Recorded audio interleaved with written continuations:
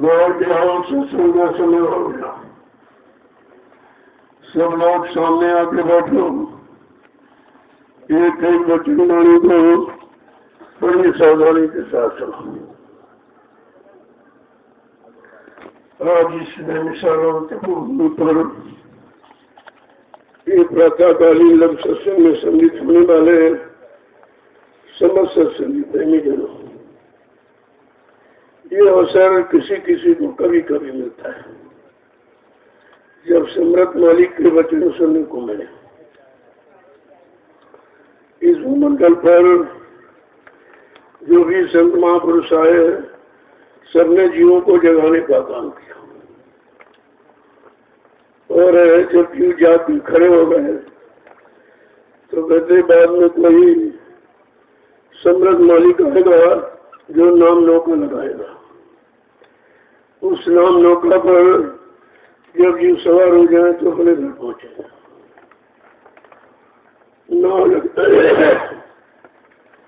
नाव लगाई शब्द की गुरु ने, चढ़ बैठे कोई सुर। कहा शब्द की नाम की नौका भव सागर से पार करने के लिए जीवों के लगाते हैं, लेकिन कोई कोई सूर भी बैठता है। सब सवार नहीं होते। जो भी लालची मानी सम्मानी अभिमानी कभी सवार नहीं होंगे। अब ये सूरवीर कौन है? सांसारिक दृष्टि से तो इसको मार दिया, उसको मार दिया, उसको उसी को सूरवीर कहते। लेकिन आध्यात्मिक जगत में जिन्होंने मार मंडाला उन्हीं को सूरमा कहना। सच्चा सूरवीर वो है जिसने अपने शैतान मन पर कंट्रोल नियंत्रण कर लिया, क्योंकि ये मन बड़ा बागी है और 3 दिन युगों ने आपने छूट दी इसको। कभी आपने कोई पाबंदी नहीं लगाई। जो सोचना चाह सोच लिया, देखना चाह देख लिया, सुनना चाह सुन लिया, करना कराना खाना पीना जो भी मतलब उसने मांगा आपने उसकी पूर्ति की। पूर्ति करते करते करते अब ये बागी हो गया है और अब आप इस पर कंट्रोल नियंत्रण नहीं कर सकते कि उसने आपकी सारी शक्ति भोगों में छीन कर दिया। जब आप भोगी बन गए तो रोगी बन गए और रोगी कुछ कर नहीं सकता। इसलिए संत महापुरुष कलयुग में जब पधारे हैं तो उन्होंने शैतान मन को ही पकड़ा। इसको पकड़ लो, यही तो सारा कारण है। जीवात्मा को घर न देने पहुंचने का कारण यही है, क्योंकि जीवात्मा ने उसको साथी बना दिया था। जब सतलोक सचखंड से उतारी गई तो बीच में तृप्ति धाम है जो मन का स्थान है। यहाँ पर इसने मन को साथी बना लिया। कहा चलो हम तुम दोनों नीचे चलते हैं, नीचे के लोग को देखकर वापस आ जाएंगे, लेकिन बगैर तुमको साथ लिए मैं नहीं आऊंगा। बस इतनी वचनबद्धता उसकी, इन्हीं वचनों में बंधी हुई है वो। और जब नीचे आई इस मनुष्य मंदिर में तो जीवात्मा तो ऊपर नाके पर रह गई, दोनों आंखों के मध्य भाग, और ये मन नीचे उतर गया।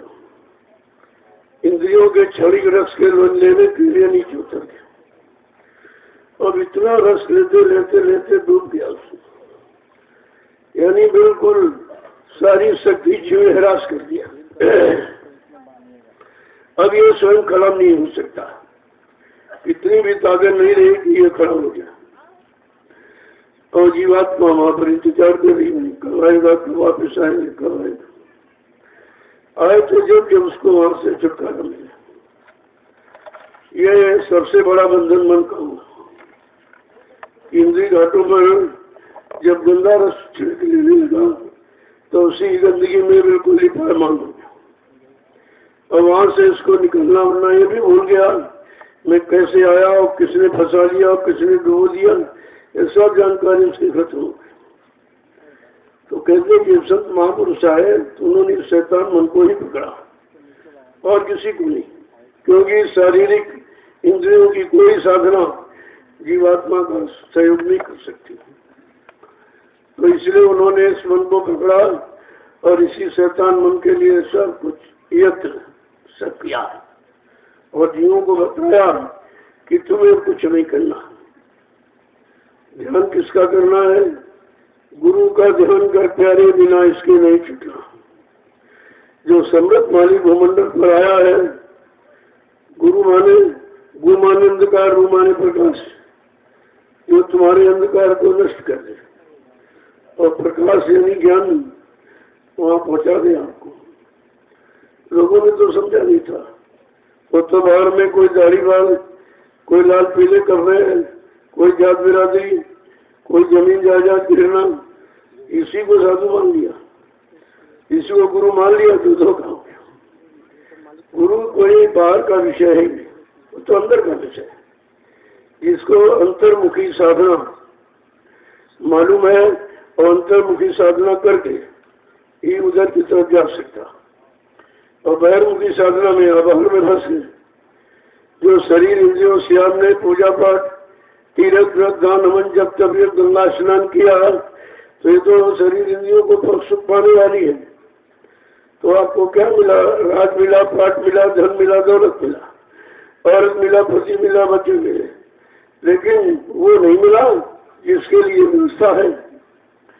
तो भाई ये तो मिला, ये मिला कि ये तो फंसने का जाल मिला उसे। पहला बंधन देह का, दूसरा क्रियामान, चौथा पुत्र, पांचवा नाती। बस यही तक तुम्हारा लगाव फंसाव है। इसके आगे तुम्हारा जीवन ही नहीं रहता, नहीं और फंस गया। वो तो कलयुग में इतना कम समय है और उसमें भी कहानी किसी का 50, किसी का 60, 70 निकल गया, बचा कितना? से जीवन आपके पास कितना बचा है? मतलब शरीर में रहने का, परिवार में उलझने का, भोगों में फंसने का कितना समय रह गया? कहा कुछ सोचो, समझो, विचारो। जब जीवन ही समाप्त होने वाला है तब तुम करोगे क्या? इसी मानव जीवन में, मानव शरीर में अगर मानव शरीर का कोई जानकार संत महापुरुष मिल जाए और उनसे युक्ति मिल जाए, रास्ता मिल जाए और उस युक्ति की जो कमाई करो, तब घर पहुंचोगे। पढ़ना लिखना, चातुरी, ये तो काम सहन, ये सभी कर रहे हैं, लेकिन काम दहन मन बस करो, यही काम उसका। इसमें मन काम में फंसा है और उसने इतना फंसा लिया कि सारी शक्ति ह्रास कर दिया। तो कहा कि ये तो चतुरता है, इधर की बाहर की पढ़ाई लिखाई है, वो सब कहा ये केवल चतुरता है, वो भी शरीर इंद्रियों को और मन को भटकाने वाली है। कहा इसीलिए जब सतगुरु दयाल आए तो उन्होंने एक ही बात कही कि भाई तुमने मन का कहना माना तो 3 युगों से फंसे बड़े भी निकल नहीं पाए। अब जरा मेरा कहना मानो। तो उनका कहना क्या है कि सतगुरु कहे करो तुम सही और मन के कहे चलो मत करो। जो सतगुरु कहे, देखो कलयुग में गुरु नहीं सतगुरु भी है, क्योंकि गुरु ज्ञान कराने वाला, अच्छे गुरु पाप पुण्य की पहचान कराने वाला, माँ बहन बेटी की पहचान कराने वाला, शुभ कर्म कराने वाला, जिससे रात पात दौलत, धन दौलत, मान सम्मान, अधिकार दिलाने वाला। लेकिन सतगुरु, सत माने ईश्वर, गुरु माने मिलाने वाला, जो ईश्वर ब्रह्म पार ब्रह्म महाकाल सतगुरु से मिलाए, दर्शन दीदार कराए, उसको सतगुरु कहते हैं। जीव कितने बड़े भाग्यशाली, उनको सतगुरु मिल गए। अन्य युगों में तो गुरु था लेकिन सब सतगुरु नहीं था। वो भी गुरु सांसारिक, शारीरिक मतलब यानी लाभ दिलाने वाले थे, आत्मिक लाभ दिलाने वाला नहीं था। जितने भी ऋषि मुनि योगी महर्ष अवतारी शक्तियां ज्ञानी विज्ञानी आए, उन्होंने सब शरीर इंद्रियों में की साधना बताई और शरीर इंद्रियों में आपने किया तो शरीर इंद्रियों को लाभ मिल गया।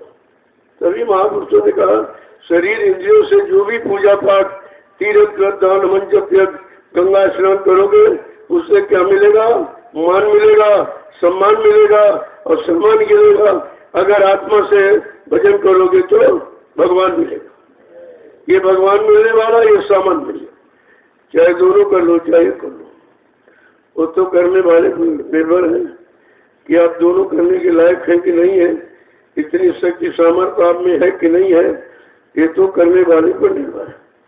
तो उन्होंने कहा अगर दोनों लाभ पाना चाहते हो तो शरीर की शक्ति को संयम में रखो। अगर शरीर इंद्रियों वाला लाभ पाना चाहते हो तो शरीर को संयम।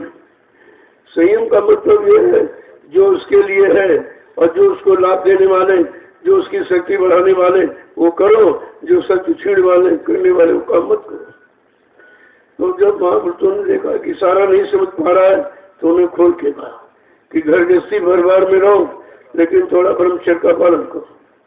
महीने में 30 दिन होते हैं, 29 दिन आप ब्रह्मचर्य का पालन करें और एक दिन अगर ब्रह्मचर्य टूट जाए तो आपको खुद ही पता चलेगा कि 29 दिन जो ब्रह्मचर्य का पालन किया तो मन शांत रहा, साधना में थोड़ा मन लगा, शांति मिली, और जब बिगड़ गया तो मतलब कुछ नहीं हो रहा। इससे पता चलता है कि कलयुग में बगैर ब्रह्मचर्य पालन किए कोई मालिक को पा नहीं सकता, उधर जा ही नहीं सकता। इसलिए महापुरुषों ने धीरे धीरे जीव को ये सब सिखाना शुरू किया, क्योंकि जब ये चीज मालूम ही नहीं थी तो मतलब जो कर रहा था वही उसका कर्म हो गया और जो मांग रहा था वही सामान हो गया। लेकिन ऐसा नहीं है कि मानव कर्म केवल इतना ही नहीं है कि आहार निद्रा भय में सुरस, कि खाना पीना सोना कमाना मलमूत्र त्याग करना औलाद बच्चे पैदा करना, ये मानव जीवन का इतना ही कर्म कर्तव्य नहीं है। महापुरुषों ने कहा भाई मानव जीवन तो परमात्मा की प्राप्ति के लिए मिला है, ये भोगों में फंसने के लिए नहीं मिला है, क्योंकि ये मन 3 युगों से भोगों में फंसा था। ये पुरानी आदत थी, जब मानव तन का स्वभाव मिला तो पुरानी आदत के कारण फिर भोगों में चला गया। अब धीरे धीरे कैसे आप इसको समेटोगे, उधर से इधर कैसे ले आओगे और कैसे मतलब इसको नाम की कमाई में लगाओगे, तब ये भी जीवात्मा का साथ देने लगेगा। है तो सरल लेकिन कठिन बहुत। अगर जानकार न मिला और जानकारी न मिली, उस जानकारी में आपने विश्वास नहीं किया और विश्वास करके नाम की कमाई नहीं की तो बहुत कठिन है। अगर विश्वास हो गया महापुरुषों पर तो भी बहुत सरल है। अब यह है कि पहचान आपको नहीं कि महापुरुष कौन है, महापुरुष किसे कहते हैं, ये तो बड़ा ही गहनवियस विषय है। अब जैसे हम लोगों ने जो बाहर में देखा, कुछ सुन लिया, कुछ गाने वाला बजाने वाला, कुछ भाषण से प्रचन करने वाला, इधर उधर किताबों से पढ़ लिया, रट लिया, सुनाने लगा, तो उसमें धोखा हो गया। ये धोखा है। पढ़ा पढ़ाया ज्ञान आपको न दे सकता है, न सुनाने वाले को दे सकता। वो तो किया कराया जो करनी महापुरुषों ने बताई। संत मत की करनी क्या है? करनी करो मार मंडालो, इंद्री भरो पिसारो, इतना काम करो चौकी, फिर आगे की सतगुरु जानी। इतना काम हमें आपको करना पड़ेगा, उसी की तो ये सब आपके साथ उसी लिए सब क्रिया कराई जा रही कि सत्संग सुनो, सेवा करो और भजन करो। धीरे धीरे कभी न कभी मन जरूर आपका साथ देने लगा। जब लगे रहोगे पीछे पड़े रहो। महापुरुषों ने इसीलिए कहा एक पल घड़ी के लिए आप ये काम मत करो, पढ़ो तुम इसी के पीछे और सभी जतन तजना। इस शैतान मन के पीछे पड़ जाओ। अब पीछे पड़ना आपको नहीं मालूम, क्योंकि वो तुम्हारे पीछे पड़ा, तो कभी वो तुम्हारे पीछे कभी आया नहीं।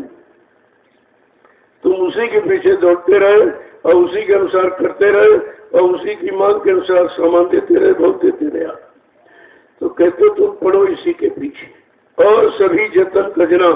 कोई यत्न यानी शारीरिक इंद्रियों के सुख कर्मों का यत्न मत करो, केवल शैतान मन के पीछे पड़ जाओ। अब पीछे कैसे पड़ोगे आप? कहते सत्संग करो, सेवा करो और भजन करो। ये 3 रास्ते हैं। अध्यात्म के 3 स्तंभ है, यानी सत्संग सुनो, करो और सेवा करो, भजन करो। देखो उन्होंने करने की बात कही, ये नहीं कहा सत्संग सुनो और सेवा सुनो और भजन सुनो, नहीं, करो। जो चीज करोगे या जो चीज तुम्हारी करनी में आ जाएगी वो तुम्हारा पक्का अनुभव होगा, फिर उसे कोई हटा नहीं सकता। अगर करनी नहीं की और कथनी में चले गए, कभी इधर आ गए, कभी उधर चले गए, कोई कथनी और करा उधर चले गए, इसी कथनी बकनी और सुननी में तुम्हारा समय निकल गया और करनी आपने कभी की नहीं। जब तक करनी कराने वाले महापुरुष नहीं मिलेंगे तब तक कुछ होने वाला नहीं है। ऐसे तो बहुत लोग आए, सबने संदेश दिया, सबने सिखाया, पढ़ाया, सुनाया, लेकिन कराया किसी ने नहीं। जब कराया नहीं तो मिलाया किसी ने। करने के बाद ही कुछ मिलता है। तो सब महापुरुषों ने सारा बंद दूर किया। उन्होंने कोई संदेह भूल भ्रम रखा ही नहीं और अपने को कभी कुछ कहा नहीं। न अपने को गुरु कहा, न अपने को संत कहा, न अपने को सदगुरु कहा, न भगवान कहा, न सरकार का, न महाराज का। ये तो लोगों ने कहा, उन्होंने कुछ नहीं कहा। क्योंकि वो तो कहते हमें तो सेवा मिली है, इन जीवों की सेवा करूंगा, सेवा का अधिकार मिला है, सेवा का आदेश हुआ तो सेवा करूंगा। तो आपको चाहिए, जब गुरु गुरु नहीं बन रहा तो हम सब शिष्य कैसे गुरु बन जाएंगे? ये तो प्रश्न बड़ा मतलब यानी अजीबो गरीब है। जब गुरु अपने को गुरु नहीं कह रहा, सदगुरु अपने को सदगुरु नहीं कह रहा, तो हम सब शिष्य और चेले अपने को गुरु कैसे कहने लगे? ये बात समझ में आनी चाहिए। तो ऐसा नहीं है, कभी किसी ने कुछ कहा ही नहीं। जो करनी पा गया, जुक्ति पा गया, वो अपनी करनी में जुटा पड़ा। किसी तरह हमारा काम हो जाए। बहुत दिनों के बाद ये अवसर मौका मिला है, उनकी दया हो गई, उन्होंने करनी बता दी। अब करनी क्या बताई? नाम की कमाई। उधर जितने आए सजूते दोपहर में सम्मान सम्मान की कमाई, धन दौलत की कमाई, राजपाट मिले वो कमाई। लेकिन कलयुग में जब संत आए तो उन्होंने नाम की कमाई। नाम की कमाई, क्योंकि नाम आधार है जीवात्मा का। जब ऊपर से नीचे लाई गई, वैसे उसने ही इच्छा व्यक्त की थी। कहा मालिक एक बार बिना कर दो। नीचे के लोगों में बड़ी इच्छा ढूंढने की, बगैर उनकी प्रेरणा और प्रेरणा जिज्ञासा की हो कुछ नहीं सकता। लेकिन उनकी मौज थी कि जीवात्माओं को मर्तलोक से सतलोक तक पूरा इनको भेद बता दी।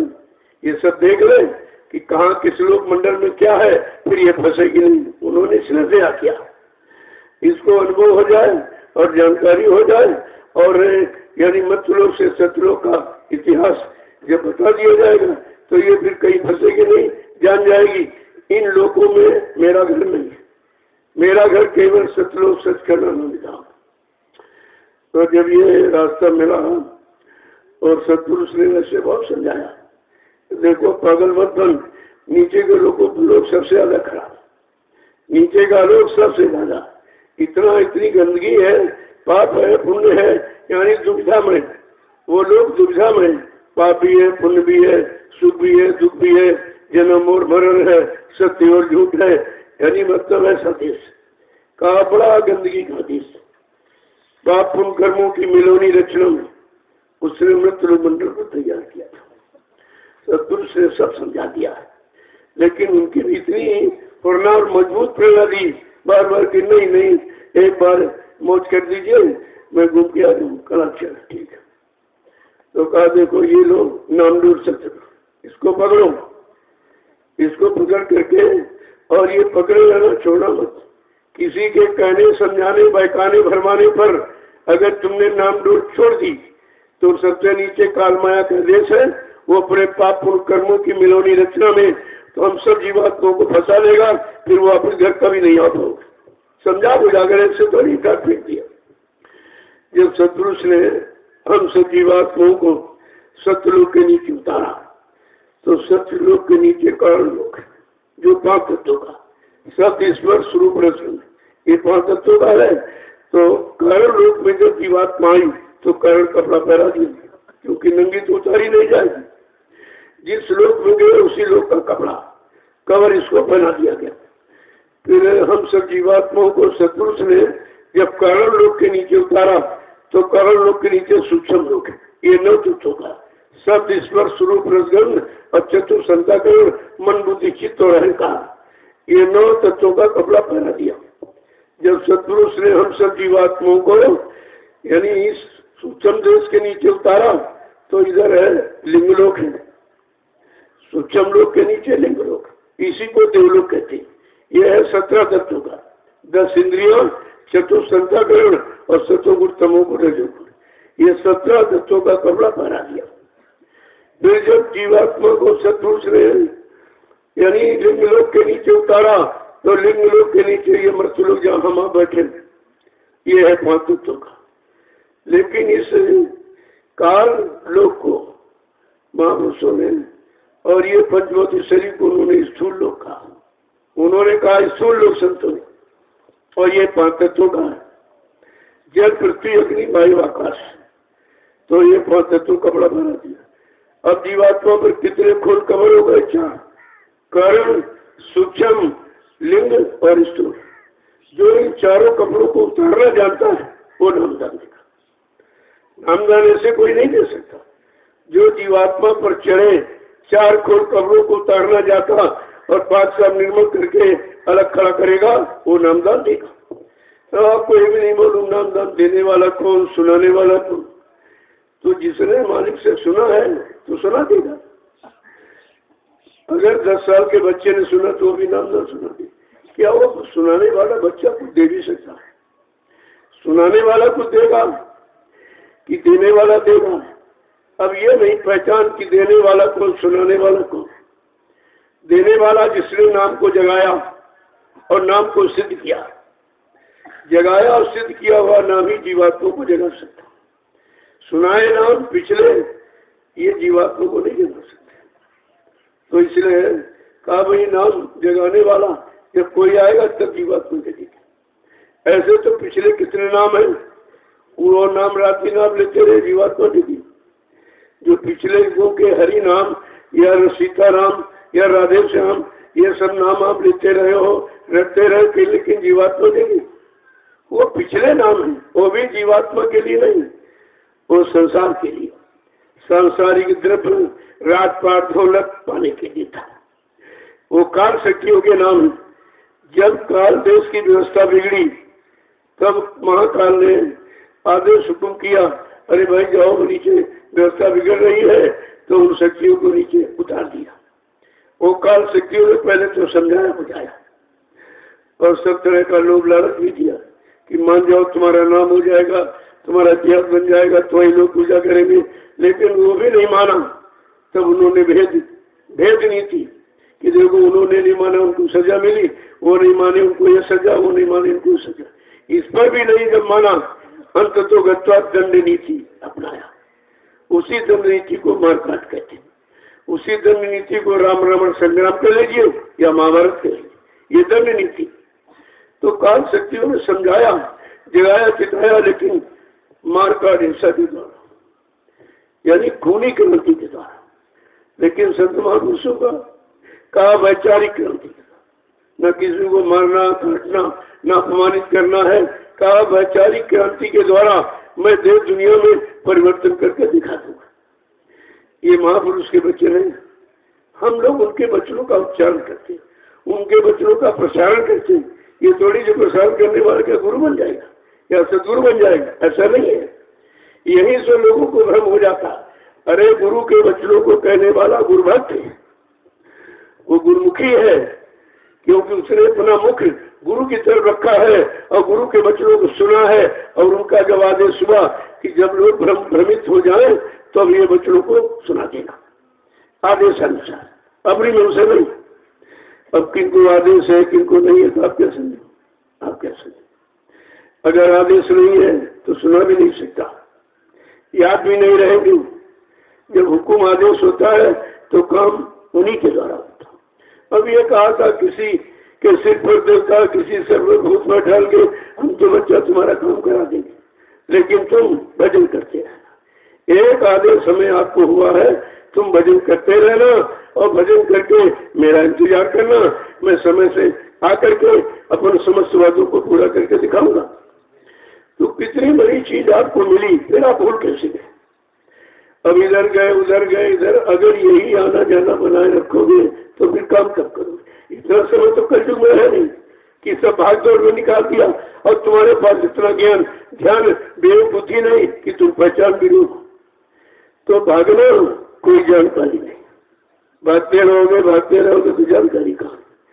जानकारी तो जानकार जब मिलेगा और जानकारी देगा, उस जानकारी के अनुसार जब तुम अपनी करनी करोगे, अपने में उतारोगे और नाम की कमाई 1 घंटा सुबह, 1 घंटे शाम को बैठकर आत्मा की घाट, तब तुमको जानकारी होगी। इसके पहले कोई जानकारी, अब किताब पढ़ ली, किसी के मुंह से सुन लिया कि कोई जानकारी नहीं, ये तो उसकी जानकारी, क्या पता उसने भी कई किताब पढ़ाओ सुना, उसकी भी जानकारी नहीं, या उसके पहले कहो कि वो जानकार है, उसने शायद किताब पढ़ी किसी तो भी जानकारी। जानकारी असल जानकार वही है जिसने किया, जो करनी में उतरा। सबसे पहले तो शरीर की करनी, उन्होंने क्या कहा कि करनी करो मार मंडालो, पहला कहा, पहली करनी मानो शरीर की है, शैतान मन को नियंत्रण कंट्रोल रखा। करनी करो मार मंडालो, इंद्रिय भोग विशाल, जो मन इंद्रियों का गंदा रस भोगों का ले रहा उसको भुला दो। 2 बातें निकली, मन को भस्म करो, और जो मन भोगो इंद्रियों के हटो पर गंदा रस ले रहा उधर से इसको हटाओ और नाम रस का स्वाद चखाओ उसको। जब नाम रस का स्वाद चखेगा तो उधर कभी नहीं जाए, क्योंकि नाम रस का स्वाद इतना मीठा, इतना पौष्टिक है, इसमें शक्ति बढ़ती है और वो भोगों का रस शक्ति क्षीण करता है। जब ये जानकारी आपको होगी, जब आप करनी में उतरोगे, इधर उधर झांकना तकना नहीं, इनकी निंदा, इनकी बुराई, इनकी चुराई, इससे तुम्हें क्या मिलेगा? तुम्हें क्या मिलेगा? जब तुमको ये संदेश दिया गया है कि 3 बातें सदैव याद करो, न किसी की निंदा करो और न बुराई करो, और न निंदा सुनो, नहीं दूसरों के पाप के बोझे से तुम लग जाओगे। आपने पहली बात नहीं मानी, कहा बच्चा 3 बातें सदैव याद रखो, किसी की निंदा करना न सुनना, कम खाना, उतना खाओ जितना आप पचा सको, ज्यादा भोजन नींद का कारण बन जाएगा, सुस्ती आलस का कारण बन जाएगा, फिर भजन नहीं होगा आपको। और कम खाना, कोई कुछ कहे उसको बर्दाश्त करो। अब पता नहीं किस भाव में कह रहा है, उसकी आंख खुली कि नहीं खुली है, बगैर देखे ही कह रहा, कान खुला कि नहीं खुला, बगैर सुने कह रहा, तो वो तो कुछ न कुछ कहता रहेगा। लेकिन बात तो कठिन है कि कटु वचन सबसे बर्दाश्त नहीं होते। इसीलिए महापुरुषों ने कहा घाम ओस धरती से है और सहे बन रहा है, और कटु वचन साधु से और सहे नहीं जाए। साधु को कटु वचन बर्दाश्त क्यों जानता है कि अज्ञानता भूलवश कह रहा है। जब अज्ञानता भूल भ्रम दूर हो जाएगा तो कहना बंद हो जाएगा। वाणी विराम कब होता है? जब सब कुछ मिल जाता है, बिल्कुल शांत हो जाता है। ये घड़ा कब बोलता है? जब खाली होता है। बड़ा घड़ा कभी आवाज नहीं करता। ऐसे ही घट है, ये जब तक बोलेगा खाली है, उधर का कुछ मिला नहीं और इधर का समेट रहा है, तो ये तो मतलब खाली घड़ा। तो खाली घड़ा बोलेगा ना, ज्यादा आवाज करता है।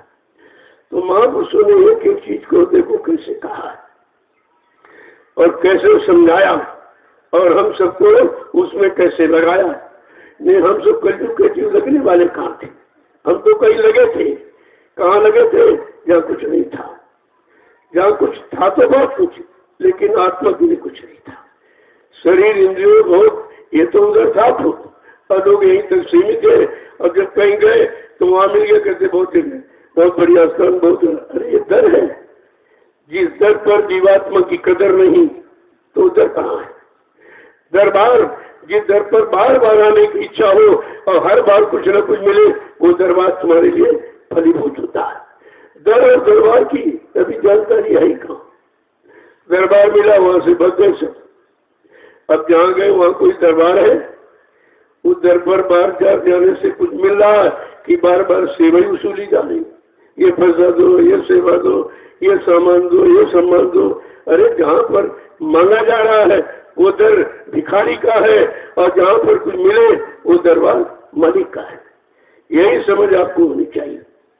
अब दरबार की भी तो पहचान है, क्यों कभी इधर आए, लगे रहे, कुछ नहीं मिला, कुछ मान और सम्मान मिला नहीं, तो कहना रहे भाई इधर भी कुछ नहीं, तो उधर चले गए। वहां भी ढूंढते रहे, आगे बढ़ गए, फिर वहां भी ढूंढते रहे। ऐसे ऐसे पूरा जीवन इसी में निकल गया। अरे उन्होंने दिया था गुरु की खोज करो, ऐसे सदगुरु की खोज करो। गुरु कोई खोज करो भाई, और बिन राह गुरु, बिन गुरु राह पार नहीं गुरु, और बिना गुरु के रास्ता किसी को मिला नहीं। अब गुरु कहाँ का है, किधर की जाने रखने वाला, किस मंडल मुकाम तक उसकी पहुंच है, उतना तो देगा आपको, और आपको भी कुछ मालूम ही नहीं। अब प्राइमरी का विद्यार्थी हाई स्कूल इंटर की चर्चा तो क्या मूर्खता तो रहेगी, और हाई स्कूल इंटर के पृष्ठ पहुंचा, अगर बता दिया जाए तब भी वो हाँ कर देगा, तब भी धोखा, और ना कर देगा तो धोखा ही नहीं। तो कहा कि जानकार को जानकारी दी जाए, अज्ञानी को नहीं। किसी ने कह दिया कि जाओ उनसे ये पूछो जाके, तो जो पूछने के पहले वो तो जाने जाते कि ये अपना करनी करके अनुभव पूछ रहा है कि दूसरे की सुनाई या कहने में कह रहा है, तो ये तो जानकारी सब हो जाती, तो वो ऐसे में मौन हो जाती है। कहा अगर इसको बताऊंगा तो उसकी समझ में नहीं, प्राइमरी में बैठा है और जूनियर हाई स्कूल की ये बात बता तो कैसे मानेगा, और मानेगा तो झूठ होगा। तो इसलिए कुछ तर्क, कुछ वितर्क, कुछ कुतर्क करते हैं, और कुतर्क में कुछ नहीं। तर्क माने खुद जाना चाहता, लेकिन तर्क न्याय संगत, और वितर्क यानी विशेष जानकारी करना, गहराई में जाना चाहता, और कुतर्क न कुछ जानना चाहता है न करना चाहता है, केवल टटोल रहा है। तो तुम्हारे टटोलने से तुम्हें मिलेगा क्या? समय खराब करोगे, खाली रह जाओगे। इसलिए ये काम सब बंद करो, केवल करनी करो, जो संत मत की करनी वो समय करनी में लगाओ, तो तुम्हारा जीवन सार्थक हो जाएगा। और कथनी और बकनी और सुननी और उठनी में पड़े रहे तो ये समय सब चला जाएगा, और मिलने वाले आपको कुछ है नहीं। मिलेगा वहीं से जिसने अपने आप को मिलाया, अपने आप की जीवात्मा को जगाया, परमात्मा से मिलाया, वो तो मिला देगा। और जिसने पढ़ा है वो पढ़ा देगा, जिसने किताब से सुना है तो किताब खोल के बता देगा, जिसने किसी के मुंह से सुना है तो अपने मुंह से सुना देगा। लेकिन ये करने वाले कोई नहीं, ये विचार रखना चाहिए, ये करने वाले नहीं, ये कचरी और बकरी वाले हैं, इनसे हमारा काम नहीं होगा। ये तो किताबें पढ़ी, हम भी पढ़ लेंगे। अगर पढ़ने से परमात्मा मिल गया होता तो सब पा गए होते। किताबें महात्मा नहीं बनाती, और किताब पढ़कर कोई महात्मा बन भी नहीं सकता। वो तो महान आत्मा है, महान आत्मा तो सबके पास, लेकिन ये महान कैसे बनेगी? महान का मतलब है जब उस महापुरुष के वचनों को सुने और उस पर चले और अमल करे, और वो जो बताए रास्ता उस पर चल के घर पहुंचे, वो महान हो जाती। वही पहुंची हुई जागी हुई आत्मा ही जीवन को जगा सकती है, सोई हुई आत्मा नहीं जगा सकती। अब आपको ये नहीं मालूम कोई सोई कौन है, जागी हुई कौन। तब आप करिए नित्य सत्संग, बाधा सकल मिटाए, फिर अवसर ऐसा अवसर ना मिले, दुर्लभ न चल पाए। हर रोज दर रोज प्रतिरोध सत्संग करो, सुनो सुनाओ पढ़ो पढ़ाओ नहीं करो। जब करोगे तो करने का फल, अनुभव, एक्सपीरियंस आपको जरूर होगा। बिना किए का कोई अनुभव नहीं होता।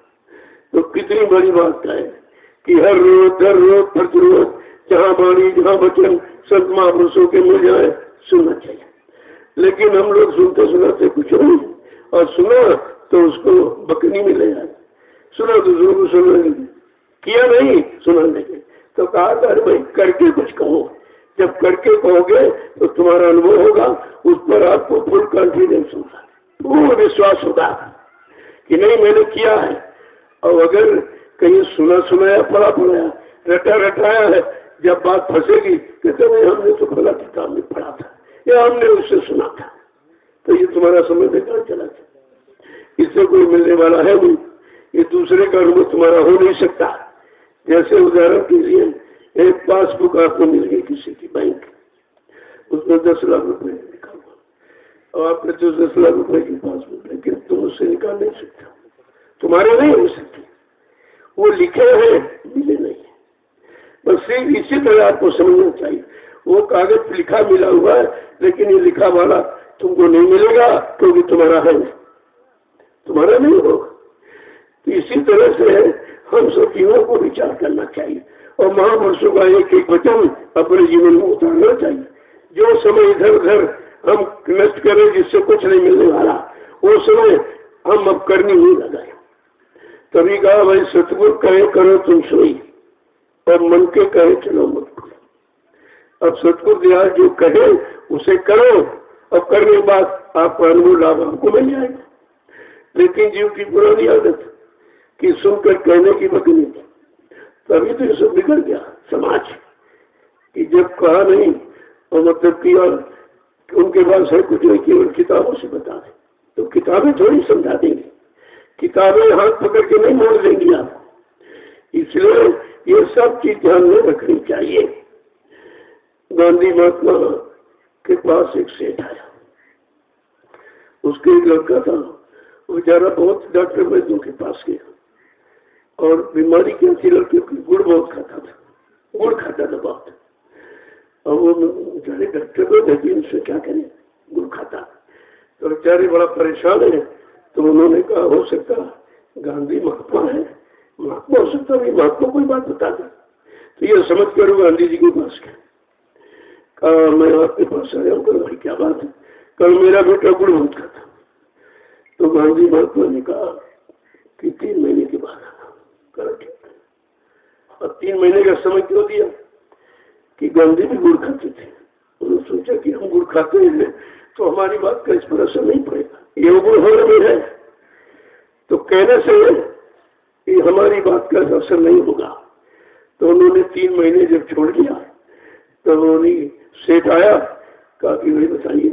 तो ऐसे बच्चे के सिर पर हाथ फेरा, कहा देखो बेटा गुड़ मत खाना, ये बड़ा खराब है, चलो जाओ। तो सेठ बोला अगर इतनी बात कहनी थी तो उसी दिन कह देते, यही बात कहनी थी, 3 महीने क्यों डाली आपने। कहा बात यह कि तब मैं भी गुड़ खाता जब आप आई थी। मैंने कहा अगर मेरे अंदर यह गुड़ है तो मेरी बात का असर नहीं पड़ेगा। यही कारण है कि समाज के जितने बताने वाले सुनाने वाले हैं उनमें खुद ही वो गुण है, तो दूसरे को कैसे छुड़ा पाएंगे। बात इसलिए होती है। इसलिए पहले ये देखो कि हमारे में कोई गुण तो नहीं है, नहीं तो हमारी बात का असर नहीं पड़ेगा। तुम 2 आदमी भी इकट्ठा नहीं कर पाओगे, 2 आदमी भी, क्योंकि तुमने भी मन को एकत्र नहीं किया, विषय भोगों से हटा के एक जगह आपने केंद्रित नहीं किया है। अब मन सबके अंदर है तो दूसरों के बिखरे फैले मन को तुम कैसे समेटोगे। सबसे बड़ी बात तो ये साधना का मतलब आँख बंद करना, कान बंद करना नहीं होता। साधना माने पकड़ना और साधना माने रोकना, दोनों थे। अब क्या पकड़ना क्या रोकना, कहते मन को रोकना है और शब्द को पकड़ना है। अगर ये 2 बातें समझ में आ जाए तो साधना प्रारंभ कर दो। लेकिन साधना वाला कुछ नहीं, कहते साधना कर रहे, आंख बंद के लिए साधना कर रहे, कान बंद के लिए सकते, ये भी नहीं जानते कि आंख कान बंद किस लिए कर रहे, इनको क्यों बंद कर रहे। कि आंखों से जो कुछ आपने अच्छा बुरा देखा वही अंदर में बैठा लिया, और कानों से जो अच्छा बुरा सुना वो भी अंदर बैठ गया, मन ने समेट कर रखा। और जब तुम साधना पर बैठते हो तो पुरानी फिल्में भीगने आपको दिखाता, तुमने ये किया, तुमने ये किया, तुमने ये किया, और मुझे करने नहीं देखा। वो कैसे करने देखा, क्योंकि उसका स्वभाव जहां जहां गो दुहन कीने और सूरत सोई ठाऊ, गो मान इंद्रियों का दुहन यानी लगाव जहां पर हुआ है, जब साधना बैठो तो वही बार बार दोहता, बार बार। तो कहा जब तक तुम मन को नहीं साधोगे साधना कर ही नहीं सकते, क्योंकि साधना मन को नियंत्रण कंट्रोल में करने की ही होती है। तो उन्होंने 3 रास्ते कलयुग में बताए महापुरुषों ने कि मन कैसे कंट्रोल नियंत्रण में होगा। कहा सत्संग करो और सेवा करो और भजन करो। जब सत्संग करोगे तो तुम्हें अच्छे बुरे की पहचान होगी, असल और नकल की पहचान होगी, असली क्या है नकली क्या है, वो कहीं भी फंस सकते हो आप। जब जानकारी हो जाएगी तब सेवा में मन लगने लगा। सत्संग ने बताया कि भाई सेवा करोगे, सेवा से मन का गरुड़ गुमान घमंड ये सब उतर जाएगा। जैसे गरुड़ गुमान घमंड उतरा और मन एकदम सीधा, एकदम ढीला, तो फट से उसको वजन में लगा दीजिए। ये 3 क्रियाएं अनिवार्य है और बगैर इसके साधना कर कोई नहीं सकता। बैठना साधना नहीं, शरीर लेके बैठ गए आप, लेकिन मन तो बैठे नहीं। जिसके लिए आपने शरीर को बैठाड़ा वो निकल गया, वो तो इधर उधर मतलब लड़ाई और झगड़ों में, व्यापार और खेती में, बाल और बच्चों में, भोगों में उधर जा रहा। तो शरीर के बैठने की कोई साधना नहीं कहते। इसीलिए कहा कि मन जाए तो जान दे, कसके ना शरीर, और उतरी पड़ी कमान से कभी न चले थी। हाँ, शरीर को दृढ़ता मजबूती से अगर रखो और मन के साथ इसको जाने मत दो, तो मन कुछ नहीं कर सकता। स्वतः ही अकेले कुछ कर नहीं सकता, लेकिन जब तुम्हारे शरीर को साथ में ले लेगा तो अच्छा बुरा पाप सब कुछ घटा देगा। और जब शरीर से कराएगा तो रस अपना लेगा और शरीर बेचारा पीटा जा रहा, क्योंकि लोग मन को देखते नहीं। जब बुरा कोई कर्म देगा गड़बड़, उसको फोन करके बहुत बुरा काम कर रहा। अब सलाह देने वाला तो निकल गया, वो दिखाई देता नहीं, अंदर में बैठा, और शरीर दिखाई दे रहा। तो यही महापुरुष ने कहा, अपराध करे कोई और सजा कोई और है पानी। अपराधी मन और पीटा जाता तन, सजा शरीर को दी जाती। इसमें बंद कर दो, ये धारा लगा दो, ये कानून लगा दो, तो ये शरीर पे तो लगा रहे हो, क्योंकि मन तुम्हें दिखाई देता। इसलिए महापुरुषों ने कहा, इस शैतान मन को पकड़ के रखो। अगर इसको पकड़ना और मोड़ना और उधर से लगाना, इधर से हटाना सीख गए तो ये काम जल्दी हो जाएगा। इसमें आपको सहयोग नहीं किया। एक एक वचन पर विचार कीजिए। जब वचन सुनोगे, वचनों का पालन करोगे, तो आप सब तरफ से बच जाओगे। वचन बचने बचाने का ही काम करते। संत महापुरुषों ने जब जब वचन उच्चारण किया तो जीवों को बचाने की, काल माया के देश से निकालने के लिए और जीवात्मा को घर पहुंचाने के लिए वचन प्रसारित किया। उनका एक ही मात्र उद्देश्य होता है, और अपना परिचय भी दिया कि हम आए वही देश से जहां तुम्हारा धर्म और तुमको घर पहुंचाना एक हमारा काम। अपना काम भी बता दिया कि मेरा काम मृत लोक मंडल पे आने का राजपाट धन और मान सम्मान सामान का नहीं है। मैं केवल इसलिए आया हूँ इस जीवात्मा को जगह किसको घर पहुंचा दो। सब जगह ही खत्म हो जाए, सारा झंझट खत्म जब ही होगा जब जीवात्मा अपने घर चली जाएगी। और बगैर जीवात्मा के कोई शरीर रह नहीं सकता। बगैर जीवात्मा के शरीर से तुम कुछ कर नहीं सकते हो, क्योंकि ये जड़ है। जड़ करे चेतन, जो जड़ को चेतन बना दे वो असली चीज है, बाकी तो जड़ है।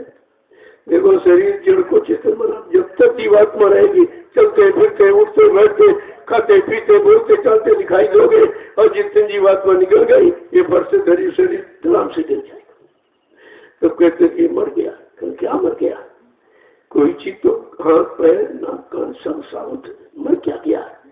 कल नहीं वो चला गया। कल कौन? कल जो बोलता था, कल वो क्या थी? कल वो जीवात्मा थी।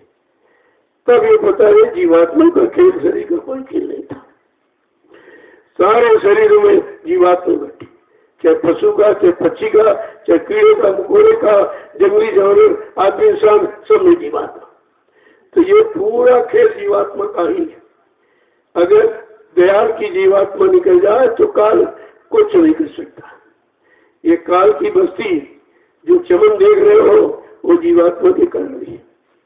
कितनी बड़ी बात महापुरुषों ने खोल के रखी जो कभी किसी ने बताई ही नहीं थी। सब बेचारे उलझे रहे उसी में, यानी उलझन सुलझी किसी ने सुलझाई नहीं और उलझन को बढ़ा दिया। और जब उलझन एक ही थी, परेशान थे, अब तमाम उलझने आपने ले ली तो तमाम परेशानी यहाँ पर हो जाएगी।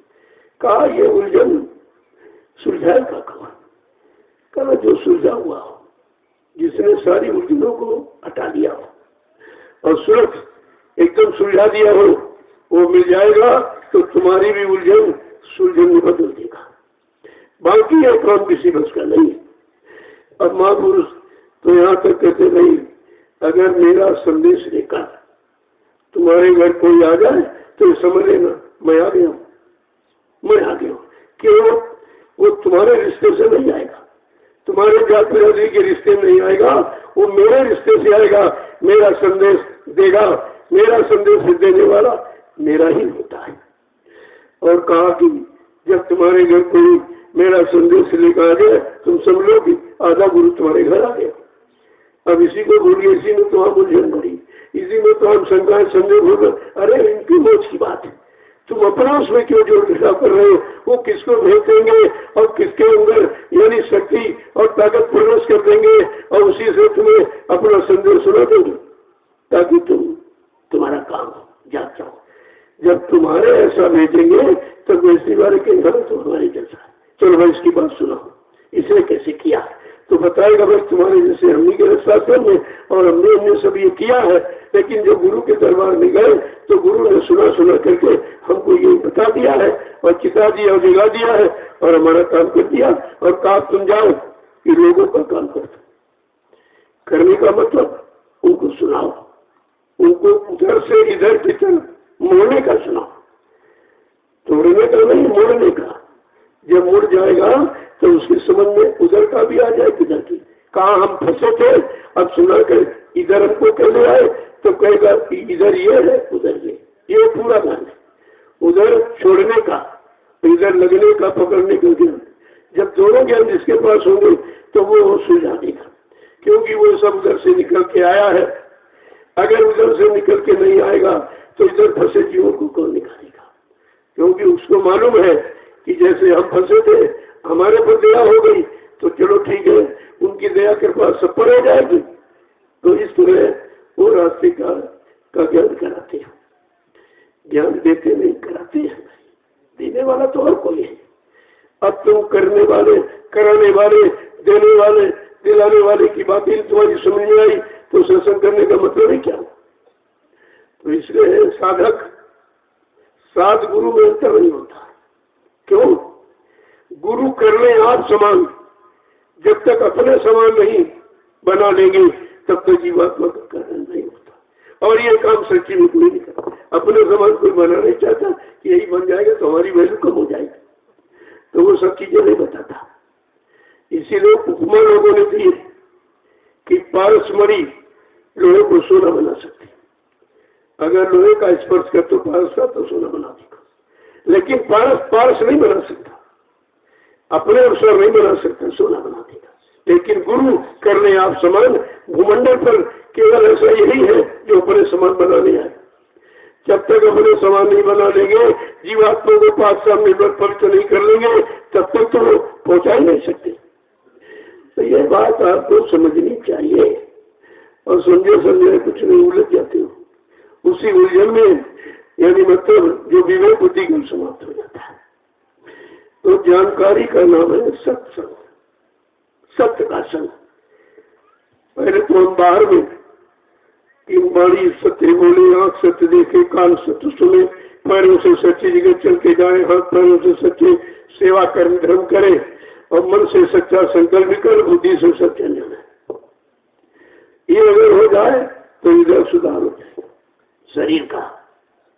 इसके बाद शील क्षमा संतोष बिना विवेक, तो उधर जीवात्मा का काम करो। देखो दोनों, इधर काम करो लोग मोह अहंकार और उधर शील क्षमा संतोष बिना विवेक। ये काट है इसका। महापुरुष दोनों चीजें बताते कि तुम फंसे इसमें हो और ये उसका काट है। लेकिन काट का प्रयोग कैसे करोगे? जब तुमको स्थित परिस्थिति का ज्ञान हो जाए समय का, तब तुम आप कर सकते हो। तो कहा बिना सत्संग के सुने और बिना सत्संग के धारण किए आपके अंदर कोई समझ ठोस नहीं आ सकती।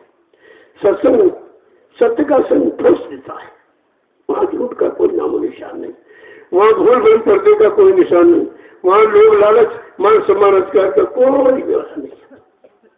अब यह चीज इतनी जल्दी सुनना तो कान तो सुन रहे आपके, लेकिन मन स्वीकार नहीं कर पाएगा। क्योंकि जब स्वीकार करे कहते इधर कुछ भी नहीं नाम, इधर सारा रस खत्म। तो वो अपना लाभ देख रहा कि अगर इधर आएंगे तो रोगों का समाप्त हो जाएगा, फिर मैं रहूंगा कैसे? लेकिन संत महापुरुष धीरे धीरे धीरे धीरे तजो मन ये तुम सुख का धाम, चढ़ो तुम अब तक सतनाम। कारण ये सुख धुम का संसार है, इसे छोड़ो, लगो तुम चढ़कर। अब तुम उधर लगो जो सत्य नाम, सच्चा नाम है और सच्चा देश है, वहां तुम पहुंच जाओगे। लेकिन जब ये तजो, इधर तजो छोड़ो तब उधर मिलेगा। दोनों हो एक संग भुआलू और बिरसा भी हो जाओ, दो काम तो एक साथ हो ही नहीं सकते। एक काम करने लायक मन नहीं तो काम कैसे करें? तो पहले इधर इसको ठीक करो, किससे? सत्संग के द्वारा, सेवा के द्वारा, सुमिरन ध्यान भजन के द्वारा इसको पहले ठीक करो, इसको कंट्रोल नियंत्रण में ले आओ और भोगों से इसको हटाओ, तो धीरे धीरे यही मन उधर आपका सहयोग करने लगेगा। तो महापुरुष जब आए तो उन्होंने कोई चीज बाकी नहीं रखी, सब बता दिया। अब ये जरूर कहा, सब घट भीतर साइया सुनी से दिन कोई, और वह घट धन सराहे जागृत प्रकट। काला सब घट में मेरा ही अंश है, जीवात्मा सब में बैठे, लेकिन वो घट धन है जिस घट से मेरा संदेश प्रसारित होता, वो घट खास खुदा का है, का वो मेरा ही घट है। अब आपको ये नहीं मालूम किस घट से उनका संदेश होगा, कौन उनका घट होगा, कौन पढ़ा कहते घट तो सब हमारे ही है और सब में हमारी जीवात्मा है, लेकिन जिस घट से मेरा संदेश प्रसारण होगा वो घट मेरा है। वो अपनी तरफ से कुछ नहीं कर सकता, वो केवल स्पीकर है। जैसे स्पीकर बोलो तो उधर वही बोलेगा, तुम चुप हो जाओगे, चुप हो जाएगा, वो कुछ नहीं बोल सकता। तो जब ऐसी पहली जानकारी आपकी हो जाए और निरपरक पहचान अच्छे बुरे की सब हो जाए, तब कहीं तुम अपनी काम की शुरुआत कर पाओ। तब बुराइयों में लगी हो तो महापुरुषों ने कहा, निंदक नीरे राखियो आंगन कुटी चबा। चलो तुम्हारी कोई अगर निंदा करता तो उसको बसा लो कि हमेशा करता रहेगा, जब निंदा करते रहेगा तुमको पाप के बोझे से हल्का कर देगा और इसी में पड़ा रहेगा। कबीर साहब ने तो यहाँ तक कहा, निंदक को करो प्रणाम, जो तुम्हारी निंदा करता है उसको पर छुओ, उसको प्रणाम करो कि तुम सही सलामत बने रहो और रोज निंदा करते रहो तो हमारा भजन सुरक्षित बना रहेगा। कितनी बड़ी सीख महापुरुषों ने दी है। लेकिन जब उसको आप अपनाते नहीं हो, मतलब बड़ी जल्दी गुस्सा हो गया, क्रोध में आ गया। अब क्रोध भी क्रोध अलग है, आक्रोश अलग है। अब आक्रोश क्रोध नहीं होता। जैसे बच्चों को जब अध्यापक पढ़ाता है तो मारता पीटता है, तो क्रोध नहीं है, आक्रोश है कि उसको समझाने के लिए, उसकी भूल चूक यानी खत्म करने के लिए तो ये किया नहीं जाता है। लेकिन उसका व्यवहार कोई दुश्मनों का और कोई मतलब अगले बदले का नहीं होता। इस तरह समझाना में भी ताड़ना, ताड़ना माने मारना नहीं, ताड़ना माने देखना। लोग कहते भी क्या तुम तड़ रहे हो, क्या देख रहे हो, और तुमने ताड़नों को मारना समझ दिया। बस यहीं से उत्तर शुरू हो जाता। ताड़ना माने देखना, निगरानी करना और एक एक चीज को गौर ख्याल से देखना, उसे ताड़ना कहते हैं। अब तुम ताड़ना को मारना समझ लो, वहीं से तुम्हारा विचार ही सब खत्म हो गया, वहां तक तुम पहुंच ही नहीं पाए। तो इसीलिए कहा सबसे बुरा पाप कर्म है निंदा, जिससे कुछ नहीं मिला। ऐसा धंधा है निंदा जिसमें कुछ मिलना नहीं, सब जाने जाना। और कलयुग के जीव बेचारे निंदा से बच नहीं पा रहे, वो यही करते हैं। मतलब यानी निंदा है, बुराई है, चुगली है, इसके जहां कहीं बैठोगे तो यही काम करोगे तुम। इसलिए उन्होंने सेवा रख दी। जब सेवा करोगे तो निंदा से बच जाओ। अगर यहाँ कोई सेवा न होती, सब एक दूसरे की निंदा करती हो, चुगली बुराई में समय चला जाता, तो आने का मतलब क्या? तो चुगली निंदा से बचाने के लिए सेवा सर्वोपरि है। अब यहाँ सेवा में लगे मिट्टी ढोरे, उन्हें किसी से मतलब ही नहीं। कहा भाई हमको 20 डिलिया डालनी है, जब तक ये पूरी नहीं हो जाएगी हम न किसी सुनेंगे न कुछ कहेंगे। चलो कितना बढ़िया आधार मिल गया। निंदा चुगली बुराई से बचने का आधार सेवा। जब सेवा में लग जाओगे, आदेश पालन में, हुक्म में, तो तुम्हारे पास मौका ही कहाँ रहेगा। लेकिन झांकना और ताकना ये तो मन का स्वभाव बन गया है कि मतलब एक तो कहा वो बुराई नहीं करता है, उसको उसकी भलाई पसंद नहीं आ रही, बर्दाश्त नहीं कर पा रहा है, बहुत आगे निकल रहा है, बहुत अच्छा बन रहा है, तो इसलिए बुराई करता है। अरे भाई तो बुराई क्यों करते हो, तुम उससे आगे निकल जाओ, तुम्हें मना कौन करता? जब तुम उससे अच्छे बन जाओगे तो अपने आप वो छोटा हो जाएगा। एक महात्मा जी थे, तो उनके पास 2 लोग आए, कहा कि बल कैसे बना जाता और छोटा कैसे। तो एक मकान बना था, तो उन्होंने कहा देखो बड़ा मकान यहाँ बनाना है, तो फावड़ा लेकर गया, कल पर इसको गिराओ तभी तो बड़ा बने। अच्छा बैठो बैठो, दूसरा आया, कहना भाई सामान तो मंगवाइए आप, तो बगल में दूसरा बड़ा बना देंगे। देखिए, कहा दूसरा बड़ा बना देंगे तो ये छोटा हो जाएगा, बड़ा हो जाएगा, ना वो गिराया गया ना खत्म किया गया, तो दोनों काम इस तरह से। अगर तुमको बड़ा बनना है तो किसी की निंदा बुराई करके तुम बड़े नहीं बनो। भले भलाई करते, बुरे बुराई ही करते, उनका काम ये है और इनका काम ये, न ये उनका करते उनको, न उसका उनको ये करते। इस समय तो जगत इसी में फंसा हुआ सब, निंदा चुगली बुराई में फंसे पड़े। अरे वही समय अगर तुम अपने को अच्छे बनाने में, आगे बढ़ाने में लगाओ तो ये समस्या तुम्हारी सुलझ जाएगी। तुम उससे आगे क्यों नहीं बढ़ते हो, उससे अच्छा क्यों नहीं करते हो? तो लेकिन अच्छा करना इतना सरल थोड़ी है, इतना सरल नहीं है। एक ने एक चित्र बनाया तो चौराहे पर टांग दिया, भाई अगर इसमें कोई कमी बेसी हो तो इसको मतलब निशान लगा देना। तो सुबह से शाम तो बिल्कुल चित्र खत्म हो गया सब, ये ठीक नहीं, इसमें ये ठीक नहीं, ये टेढ़ा है, ये ऐसा है, ये ऐसा है। तो वो उतार के लाया और दूसरे दिन लिख के टांग दिया, कृपया जो इसमें गलत है उसको सुधार दीजिए, सुधार दीजिए। जब ये लिखा पड़ा तो सब चले गए, कोई नहीं पहुंचा वहां। तो कहने का मतलब अगर कोई बुराई है तो सुधारने निकालने की कोशिश करो, और तुम बुराई निकाल सकते नहीं हो, वही बुराई अपने में ले आते, वही निंदा चुगली तुम करने लगे, तो फिर मतलब क्या हुआ? तुम कैसे बनोगे? अरे बड़ा बनने के लिए बहुत कुछ करना पड़ता, ऐसे बड़ा नहीं बनता। आपने एक दही बड़ा सुना, दही बड़ा कल कैसे बनता? पहले तो उड़द मूंग को खेत में बोया गया, बेचारा खड़ा रहा धूप में, जाड़े में, सर्दी गर्मा, मोला फाला तुषार आदि सब सहरा, लेकिन किसी ने बड़ा नहीं कहा उसको। फिर उसको जब पक गया तो किसान ने काट के खलिहान में डाल दिया, बिल्कुल बेचारा सूख गया, 80 बीज सब सूख गए, लेकिन बड़ा नहीं किसी ने कहा उसको। तब उसको दाने को निकाला और निकाल के ले आए, एक चक्की से उसको तो पाट कर दिया, एक किताब एक किताब, फिर भी किसी ने बड़ा नहीं कहा। तो क्या किया फिर महिलाओं ने उसको शाम को पानी में भिगो दिया, पूरी रात भिगता रहा, लेकिन सुबह किसी ने बड़ा कहा नहीं उसको, अभी बड़ा नहीं है। देखो बड़ा बनने कितना करना पड़ता है। और जब उसको निकाला तो सिर पर उसको पीस दिया, अकल शकल सब खत्म, लेकिन किसी ने बड़ा नहीं कहा। फिर उसको खौलते हुए तेल में डाला, कहा अभी कच्चा बड़ा, अभी नहीं पका है, अभी कच्चा है। इतना होने के बाद इतनी कसौटी उसकी ली गई, लेकिन जब अंततः अभी कच्चा है, अभी पका नहीं है। जब तेल में खोल गया तो उसको निकाला, फिर मट्टे दही में डाल दिया उसको, रात भर सड़ा तो सुबह बड़ा, इतनी देर में बड़ा।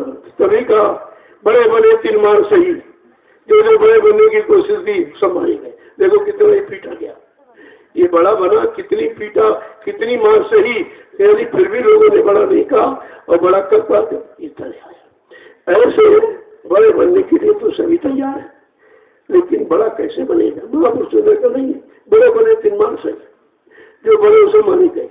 जितने राजे महाराजे बादशाह और धनी माने सब ये नरकों में पड़े हैं, काल की जबकि जूतियां खा रहे हैं, रात दिन मारे चकाए जा रहे, कोई सुनने वाला नहीं। क्योंकि बड़ा बने अहंकार, जब अहंकार सिर में लग जाएगा तो किसी की बात सुनेगा नहीं, न सुनेगा न मानेगा, अपनी सुनाएगा, अपनी कहेगा। तो कहा भाई इनकी बातों में कुछ नहीं रखा है, तुम थोड़ा सा इनसे हटके रहो और अपना काम करो। तो जब अपने काम में लग जाओगे तो सत्य तब देखना बंद हो जाएगा। जब तुम्हारे पास कोई काम नहीं तभी तुम जा करता की करते, जब कहते भाई हमको अपने काम से फुर्सत नहीं, हम क्या करिए? इतना काम बता दिया गया कि फुर्सत नहीं आपको। अगर समझ लो बच्चों को, सत्संग को, तो तुम्हारे पास फुर्सत है ही नहीं। खाली हो गए कहते हैं भाई हम समय काट रहे, हमने समय तुम काट रहे, समय तुमको काट रहा, तुम ये नहीं समझ पाए, तुम समय काट रहे हो। अरे तुमको नाम दान मिल गया तो भजन करने के बाद समय है ही कहाँ? अभी कहते हमारे पास समय नहीं, समय नहीं, भजन कैसे करें, भजन कैसे करें, अब कहते हम समय काट रहे। तो तुम्हारे लिए तो इतनी व्यवस्था कर दी गई, नाम दान दे दिया। भाई एक शिष्य था, अपने गुरु से कहा कि महाराज उनको रिद्धि सिद्धि सिखा दी थी, अरे बहुत खराब है। कहना नहीं बड़ी इच्छा है। कहना अच्छा। तो उनका वचन ही सिद्ध है। तो कहा तुम दिशा में बन जाते हो, थोड़ा रोटी पानी बन बचा लिया करो, इस पेड़ पर डाल देना। वो कई सारा कर दे, वही से काम तुम्हारा करा देगी। वो तो वचन वाणी सिद्ध होती है। तो वो डालने लगा। 1 महीने के बाद तो उसे भूत प्रेत निकला। अरे भाई मैं तुम्हारी सेवा से बहुत खुश हूँ, तुम बताओ काम। तो उसने काम बताया, फिर से करके आगे फिर काम बताओ। उसको 1 मिनट लगता था और काम पूरा फिर बताओ और फिर बताओ। उनका सोना और खाना उसने तबाह कर दिया। अब वो बड़े परेशान की क्या बताएं। गुरु जी ने कहा था रिद्धि सिद्धि तो बहुत खराब है, बात तो सही है, चलो उन्हीं से कोई उपाय पूछो। तो बहुत परेशान हो गया। गए तो महाराज बहुत परेशान, तो हमने तुमको बताया था, लेकिन तुमको हमारी बात समझ में नहीं आती है। जब तुम भोगे हो तब यहाँ आए हो, भोगे तब आगे, इसके बगैर नहीं भागता। तो कहा ऐसा करो, तुम एक बांस काट दो और उसे कहते चढ़ो तुम फुर्सत पा जाओगे। तो बांस करवा दिया, कहा चढ़ो तुम्हें फुर्सत पा गया। ऐसे तुम्हारे लिए नाम का बांस काट दिया कि चढ़ो उतरो, सुमरन करो, ध्यान करो, भजन करो, चढ़ो उतरो। जिसके पास कोई खाली समय रहेगा नहीं तो ये बात का चिंता नहीं करेगा। धीरे तो महापुरुष कोई आधार जरूर बना देते। अब आधार को हम समझ नहीं पाते। उसको अगर समझता हो तो फिर जब तुमको कोई आधार मिल गया तो फिर जाने की देर कहाँ लगेगी। बगैर आधार आप कुछ कर नहीं सकते हो। आधार कोई न कोई बनाया जाता। तो कलयुग के कमजोर जीवों के लिए 3 आधार, सत्संग करो और सेवा करो और भजन करो, इससे तुम्हारा काम बन जाएगा। आपको अपने काम से मतलब रखना कि हमारा काम कैसे बन जाएगा। कोई छोटी मोटी कुछ भी बता दे, इशारा कर दे, उसी तुम्हारा काम हो जाएगा। लेकिन अब तुम समझते नहीं इसमें क्या, तो हम लोग कहते हैं मिट्टी करवा रहे, इस मिट्टी क्या रखा। अब उन विचारों को क्या मतलब मिट्टी क्या है। तो मैंने कहा भाई एक दिन शरीर भी आपका मिट्टी हो जाएगा। जब मिट्टी है तो इसको इसके चक्कर में क्यों पड़े, उठा उसको क्यों रखे। रात दिन खिलाना पिलाना सजाना इसी चक्कर में हो। जब ये मिट्टी हो जाएगा ये समय होता सामान क्यों खराब कर। कहने का मतलब है कोई ना कोई आधार बनता है। आधार बगैर मालिक की यह नहीं हो सकता। कोई इंसान कहे हम बना देंगे नहीं। जब उनका इशारा होता है, उनका आदेश होता है, वही यहाँ पर बताया जाता। मैं कितनी बार भाई मैंने अपनी इच्छा से कुछ नहीं करता और मैं कुछ करने वाला हूँ भी नहीं और मेरे पास कुछ है भी नहीं। अब वो कैसे कराएंगे, किस तरह, वो उनकी मौजूदगी है। इस पर तो आपको कोई चिंतन करना ही नहीं चाहिए। ये मैं खोल के खुद ही कहता हूँ। ना मैं गुरु जी बनता, न स्वामी जी बनता, न संत महात्मा फकीर बनता। अरे हमें बनने की क्या जरूरत। यहाँ तो वो बने जो यहाँ परमानेंट रहे। जब ये शरीर नहीं बना रहेगा और यहाँ से चलना है तो बनने बनाने की बात छोड़ दो, करने की बात करो। काम को तो बड़े काम से बहुत चलना, तुम यहाँ बनने बनाने की बात करते। जो भी आए कौन बना, और जो बने राजे महाराजे वो मारेंगे सब। क्योंकि यहाँ बना तो बिगड़ेगा, जो बना भिगा और जला वो उठाना। जो जला है बुझेगा और बना है तो बिगड़ेगा। तो इसके चक्कर में पड़े ही क्यों। बात समझ में आती नहीं है तो बेचारे उलझते रहते, यहाँ भगे वहाँ भगे, वहाँ भगे वहाँ भगे। अरे भगने में काम होगा कि रुकने में काम होगा। अभी तुम भगना और रुकना नहीं समझ पाए, टिकना नहीं समझ पाए। इतना आसान नहीं है जितना तुम समझते। वाणी का विषय ही नहीं, यह संतमत वाणी का विषय नहीं है, ये करने का विषय है। जय गुरुदेव, जय गुरुदेव, जय गुरुदेव, जय गुरुदेव। नाम किसका, जय गुरुदेव। नाम किसका, प्रभु का प्यारा नाम। महापुरुष सब तरह का परिचय देते हैं, बराबर कराते रहते हैं। अब तुम उसको संभाल के न रख, बहुत बात है। ये वचन जो 10 जुलाई 1919 से 2012 तक आपको सुनाएंगे, उसमें कितने लोगों ने पकड़े वचन। अगर वचन पकड़ लेते तो ये भगने हटने से बच जाते, लेकिन वचन तो पकड़ नहीं, उससे बचते। कोई इधर कोई उधर कोई उधर। अब जब भग गए तो उनको भी किसी तरह आ जाए तो उसके लिए कुछ न कुछ तो कहना पड़ता है। अगर संत के बच्चों को जो छिपाएगा वो संत का द्रोही कहलाएगा, जो गुरु बच्चों को छिपाएगा वो गुरु का द्रोही कहलाएगा। जिससे धर्म की स्थापना होती है, संत महापुरुषों की भूमिका व्यवस्था को जो छिपाएगा वो धर्म का द्रोही कहलाएगा। अब 3 द्रोह तुम्हारे पीछे पड़े हैं और तुम फंसे पड़े हो और एक द्रोह से भी निकल नहीं सकते। तो अगर किसी चीज की चर्चा न की जाए, बताई न जाए, तो अच्छे बुरों को कैसे समझोगे? पहले सुनो, फिर गुनो, फिर सुनो, तो सुनने का लाभ आपको मिलेगा। केवल सुनते रहे, कान से निकालते रहे और बहुत ज्यादा किया सुनो तो दूसरों को सुनाने लगे, किया कुछ नहीं, अपने मन को न सुनाया न अपने मन को समझाया। अरे दूसरे के सुनाने से, करने से तुम्हारा कौन सा लाभ मिल जाएगा? तुमको लाभ जो मिलेगा अपनी ही करने से, अच्छे का अच्छे, बुरे का बुरे। तो कहा कि उन्होंने समझाया। तो एक गांव में महात्मा जी ठहरे थे, तो रात में पहुंचे, कुछ बच्चे उसी मजाक करने के लिए महात्मा जी के पास गए। चलो काला कुछ मजा लिया जाए। अब वो क्या जाने आपको महात्मा क्या बात है, वो अपनी जैसे शकल देख रहे। तो कहने लगे महाराज ये बताओ भगवान है कि नहीं? कल बताऊंगा। बड़ा होशियार है, देखो 1 मिनट में टाल दिया। जब दूसरे दिन गए, कल ये बताओ भगवान है कि नहीं? पहले तुम मानते हो कि भगवान को? कल मानते हो। तो फिर क्यों पूछते हो? जब मानते हो इसके मतलब जो जान गए तो तो पूछ रहे हो। फिर चले गए। दोबारा जो है गए कर, मैं भगवान को मानते हूँ। अरे मानते तो क्यों पूछते हो? जान गए तो कहा बड़ा चतुर है। तो बच्चों ने 2 टुकड़ियां बनाई, 2 ग्रुप बनाए। कहा चलो एक ग्रुप कहना भगवान नहीं है और एक कहना भगवान है। अब दोनों ग्रुप गए, चिल्लाने लगे, अरे भाई रुको रुको रुको रुको, हमारी इसमें जरूरत नहीं है। करो क्यों?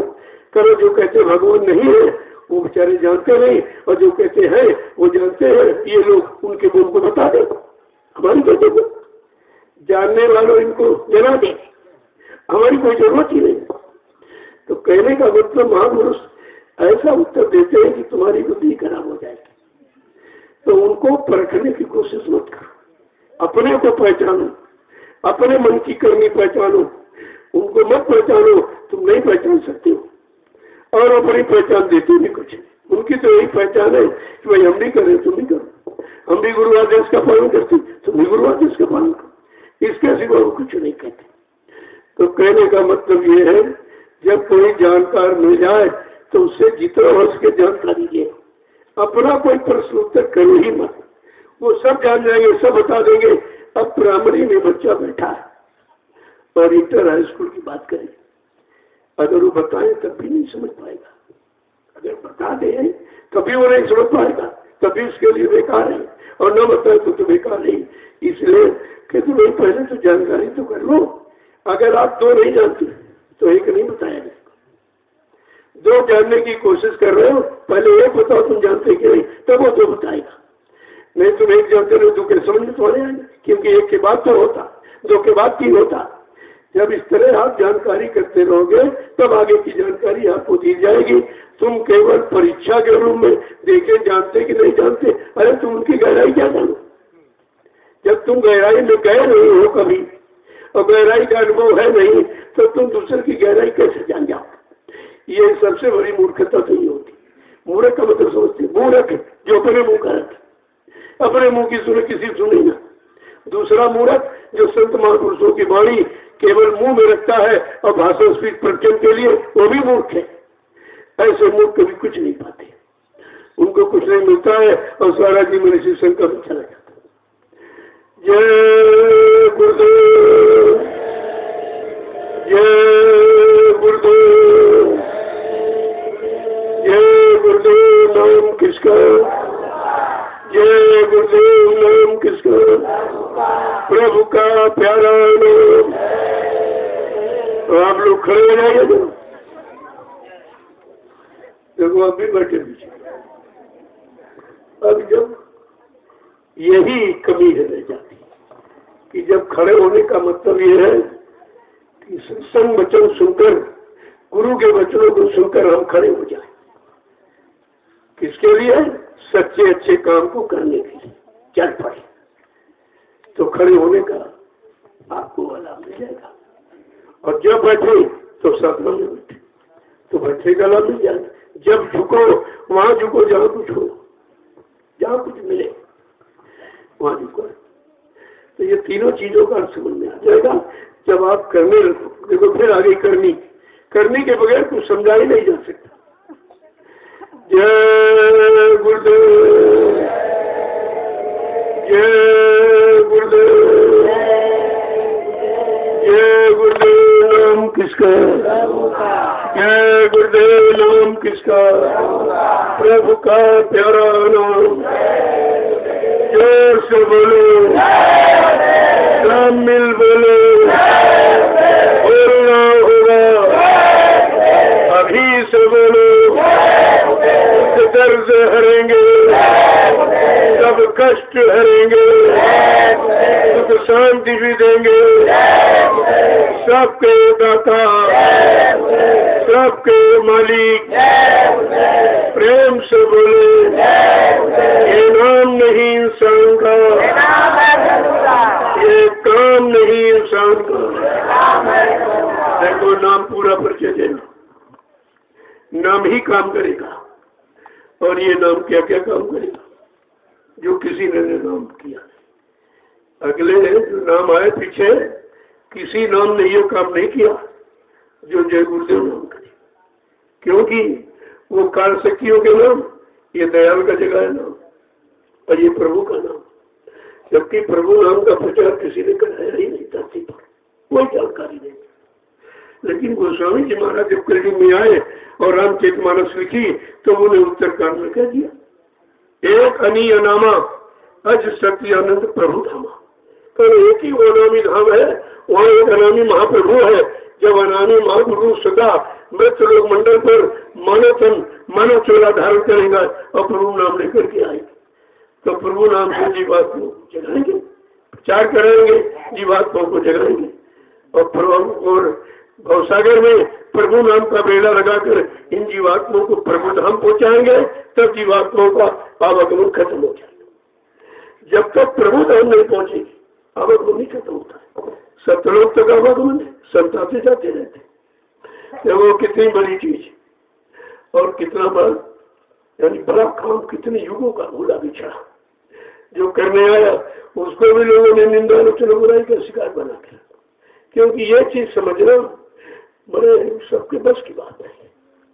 जिसने सब बुद्धियाल के वचनों को सुना समझा और अपने जीवन में उतारा तो समझ लेगा, बाकी तर्क वितर्क शंका में फंसे रह जाए।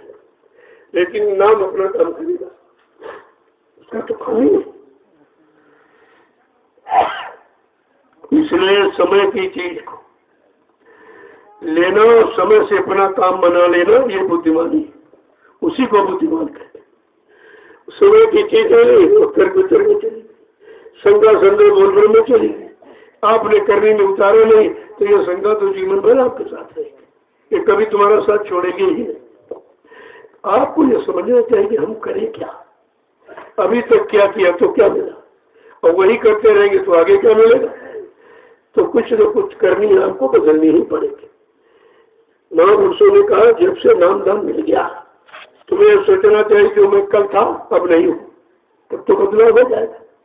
और नाम दान लेने का मतलब क्या, वही करनी, वही भरनी, वही सोचना, वही करना, वही समझना। जब यही सब विषय बना रहा फिर आपने नाम का मतलब क्या समझा। तो परिवर्तन के लिए, परिवर्तन देखने के लिए सबसे पहले अपने में परिवर्तन लाना पड़े। तुम्हारे में परिवर्तन नहीं है तो परिवर्तन देख नहीं सकते, समझ नहीं सकते, विश्वास भी नहीं कर सकते, और अपने को कोई बदलना नहीं चाहता।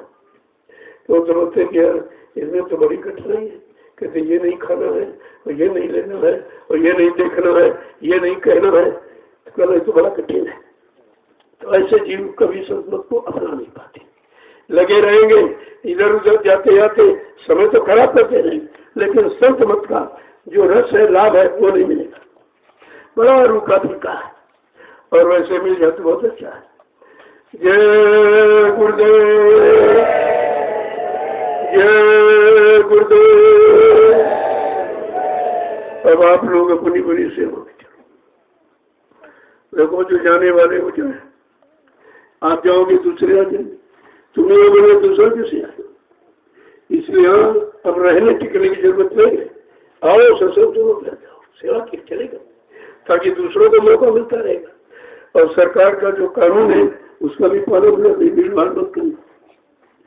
तो आओ और जाओ, आओ और जाओ।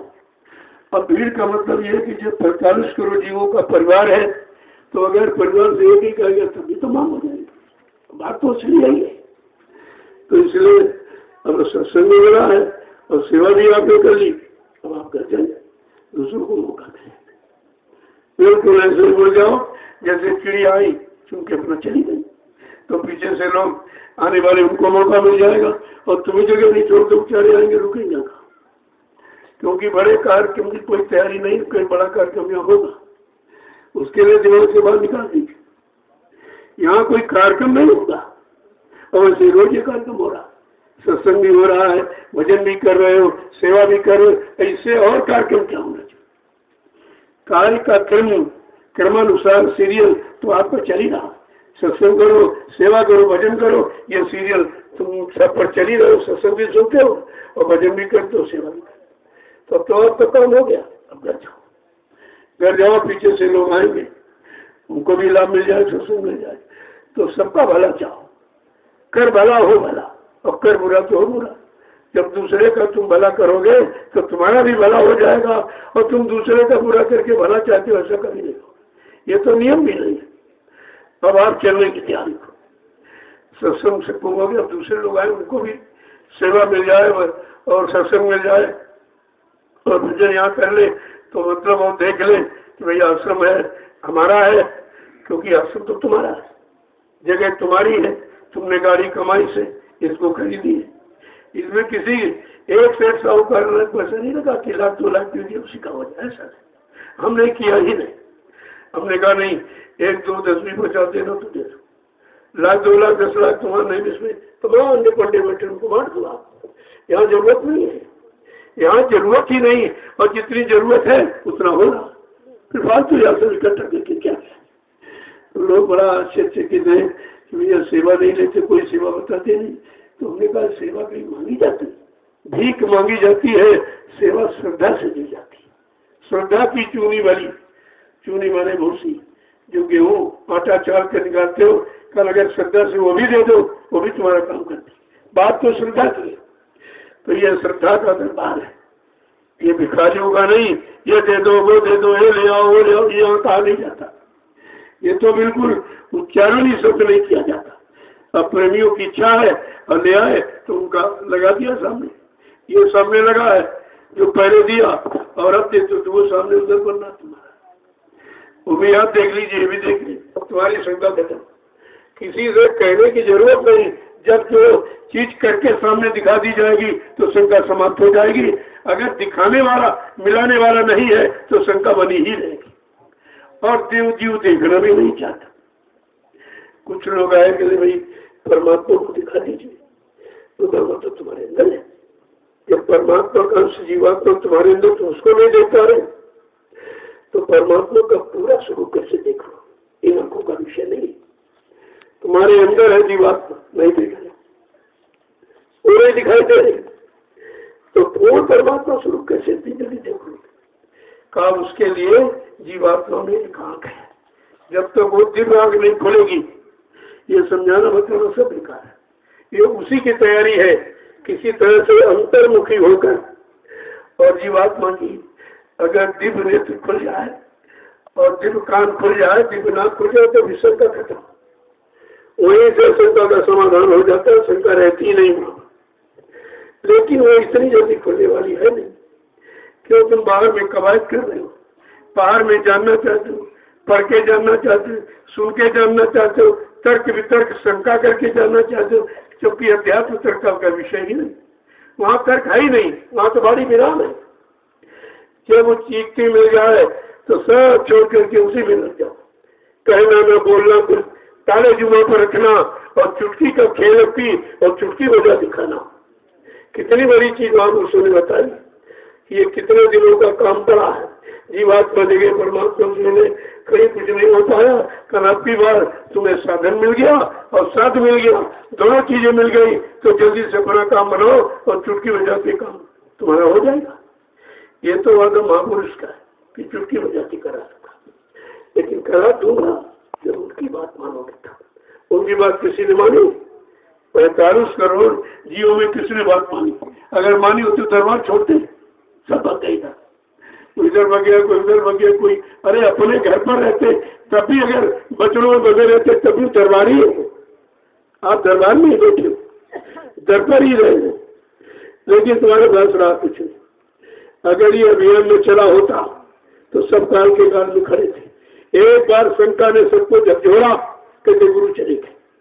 सबको एक बार विश्वास हुआ, क्योंकि जब लोग देखने गए और देखकर भी नहीं समझ पाए और वहां किसी ने कहा नहीं अरे भाई दिखाओ तो कम से कम देख लें कि जब हमारे घर परिवार में कोई बुजुर्ग खत्म हो जाता है तो सब मोहल्ले वाले ना रिश्तेदार जात बिरादरी सब आकर के उसको हटा के चेहरा देने में ठीक है, देख गए तो हाँ विश्वास हो वही है। लेकिन मथुरा में किसने दिखाया था? किसी ने दिखाया और न तुमने देखने कहा। भाई कभी तुम्हारी में तो है, तुम इतने हो, तुम्हें कहना चाहिए कि मोबाइल से फोन करके आपने बुलाया कि अंतिम दर्शन कर रहा हो, अंतिम दर्शन कर जाओ, और तुमने दर्शन किसी को न कराया है और न करने दिया। तो कभी तो भी अब उस सब बात को कहना आलोचना नहीं होता कि भाई गुरु परिवार है और गुरु परिवार में ये अगर धोखा किया जा रहा तो ये तो आपको वही कहना चाहिए था। तो वहाँ कोई नहीं कह रहा, यहाँ सब टीका टिप्पणी में ये क्यों कर रहे हैं, ये क्यों कर रहे हैं, ये क्यों कर रहे हैं। हमने कहा हम कुछ कर ही नहीं है, हम तो अपना काम कर रहे हैं जो बताया गया और आपको बताते आप ही बताता हूँ। मैं क्या बताता, मैं तो कोई ऐसी बात कहते नहीं। अब तुम ना समझ पाओ तो बात अलग की। जय गुरुदेव। देखो संत मत किसी की निंदा नहीं करता, हकीकत कहना निंदा नहीं है। अगर सत्यता को छिपाओगे तो तुम बाद में निंदनीय हो जाओगे। लोग कहे तुम जानते थे, बताया क्यों नहीं? आप बताया क्यों नहीं? तो बताना निंदा नहीं है, लेकिन सच्चाई कहना कभी निंदा का विषय ही नहीं होता। अगर सच्ची बात बच्चे को नहीं बताओगे तो बच्चा बिगड़ जाएगा।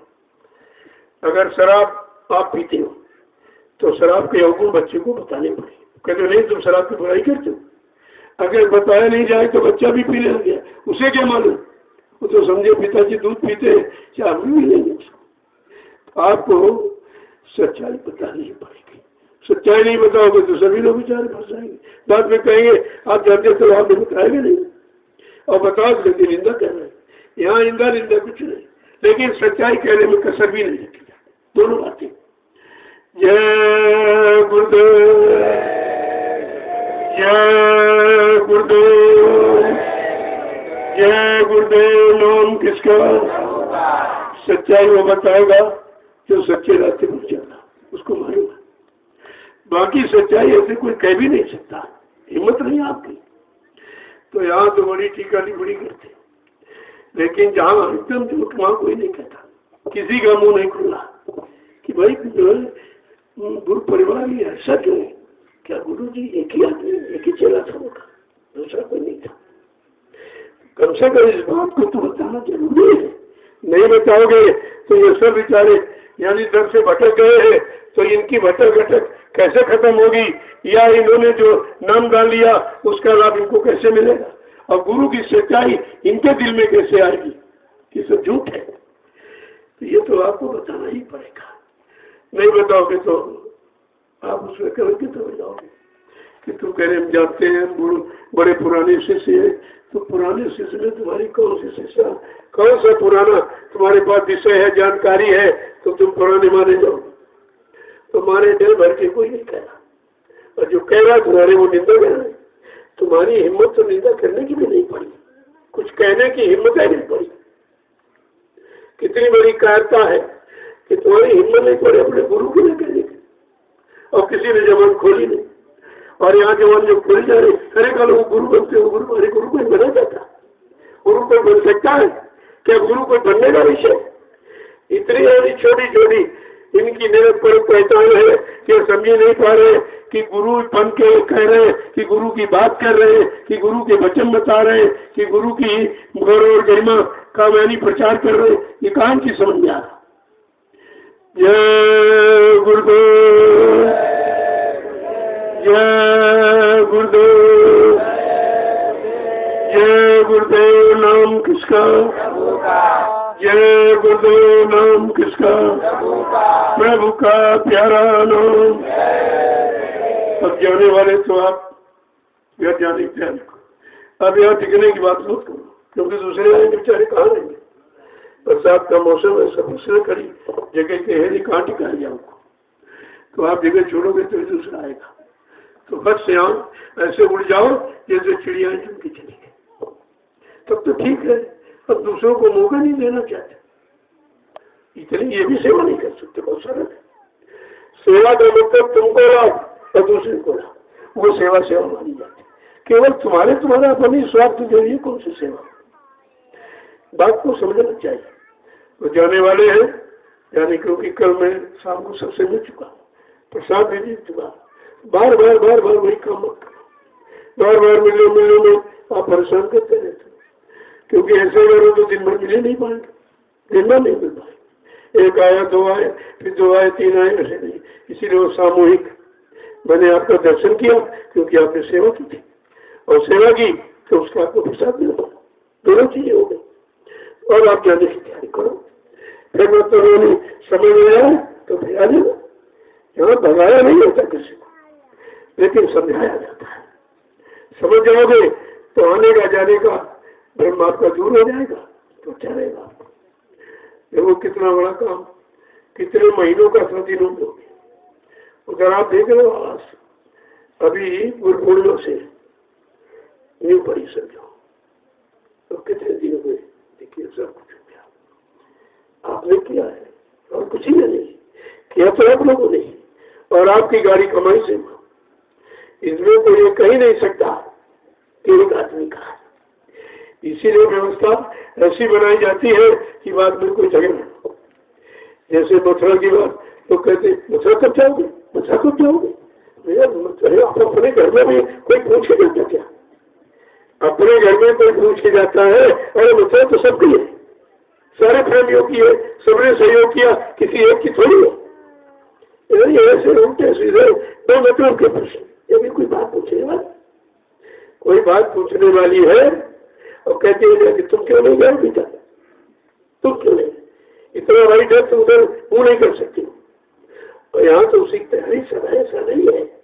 जाया जाएगा, मथुरा छोड़ी नहीं जाएगी। मथुरा किसी एक की नहीं है, सभी प्रेमियों की है, और सबका वो धर्मस्थल है और गुरु दरबार है, उसे अगर कोई छोड़ देगा। बात छोड़ने की, पकड़ने की समझते नहीं है। जय गुरुदेव, जय गुरुदेव, जय गुरुदेव। नाम किसका? जय गुरुदेव। नाम किसका? प्रभु का प्यारा नाम। अब आप लोग यहाँ से घर चलने की तैयारी करो, और बाकी लोग सेवा में चले। जो थोड़ी मोड़ी सेवा मिल जाए कोई किसी तरह की, उसे जरूर करो। देखो इस बात का ध्यान रखो कि आश्रम आपका है, आश्रम की मर्यादा ये तुम्हारा ही कर्तव्य रखना। अब यहाँ किसी तरह की गंदगी नहीं होनी चाहिए। आए हो तो कुछ कर लो, आए और लौट गए तो मतलब क्या निकला? खाली चलोगे तो क्या मतलब? किराए वाला समय आपने बेकार किया, तो कुछ न कुछ जरूर किया। अब देखते तमाम यहाँ पान पुड़िया पर आगे सिगरेट बीड़ी वाले आते, अरे तुम शाकाहारी है तो कहाँ बन पाए? शाकाहारी में कुछ नहीं आता। जब छोटी छोटी यानी चीजें आपसे नहीं बदल पाए हो, तो बड़ी आदत मन की और सेटल नहीं, कैसे आप लोग? तो बात तो अभी शाकाहारी कोई है ही नहीं, शाकाहारी में कोई नहीं। शाकाहारी बनाया जाए, आपको पहले मोटा मोटा छुड़ाया जाएगा। मुर्गा मांस है, पुदीना से नशा है, और धीरे धीरे आपको जब समझ में आ जाएगा तो जितनी गलत चीजें हैं जो तुम्हारे शरीर को नुकसान पहुंचाने वाली, स्वास्थ्य खराब करने वाली, धन खराब करने वाला, तो धीरे धीरे आप सब छोड़ दोगे। जब सब छोड़ दोगे तो पाकिस्तान में लोग तो आप शाकाहारी हो। अभी तो प्रचार किया गया, 18 साल प्रचार किया गया। अगर शाकाहारी सब समझ में आ जाता तो सब शाकाहारी अगर हो जाते तो कुदरत ये कुछ नहीं कर सकती। कुदरत की हिम्मत नहीं थी कि धार्मिक धरा पर कुछ कर सकती, लेकिन तुमने कुछ किया नहीं, महापुरुषों की बात मानी नहीं, अपनी मनमानी में रहे। अरे तो ऐसे कहते रहते, सर खूब खाओ, ये करो वो करो, तो करके दे दिया। कुदरत ने ऐसा झटका मारा, सबकी बुद्धि ठिकाने हो गई। अब इनकी समझ में कुछ नहीं आता, ये क्या है, बीमारी है, प्राकृतिक प्रकोप है, कुदरती कोई कहर है, या हमारे बुरे पाप कर्मों की सजा है। तो कुछ तो आपको तो सोचना पड़ेगा उसके बारे में।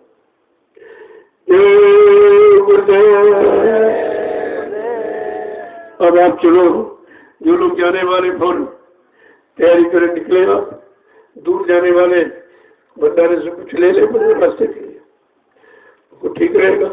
हाथ पड़ोस जाने वाले तो अभी शाम से पहुंच जाए, ये सब ध्यान में रखा करें। तब भी आओ आश्रम में सेवा का मन बना के कुछ सेवा करनी, कुछ सेवा करनी। क्योंकि हाथ पैरों से या शरीर इंद्रियों से जो गंदे बुरे काम हो गए उसको उसी तरह निपटाया जाएगा कि शरीर का शरीर से और आत्मा का आत्मा से हो जाए। अच्छी बात है, तो दोनों काम आपके हो जाएंगे। तो ये इसीलिए रखा गया है।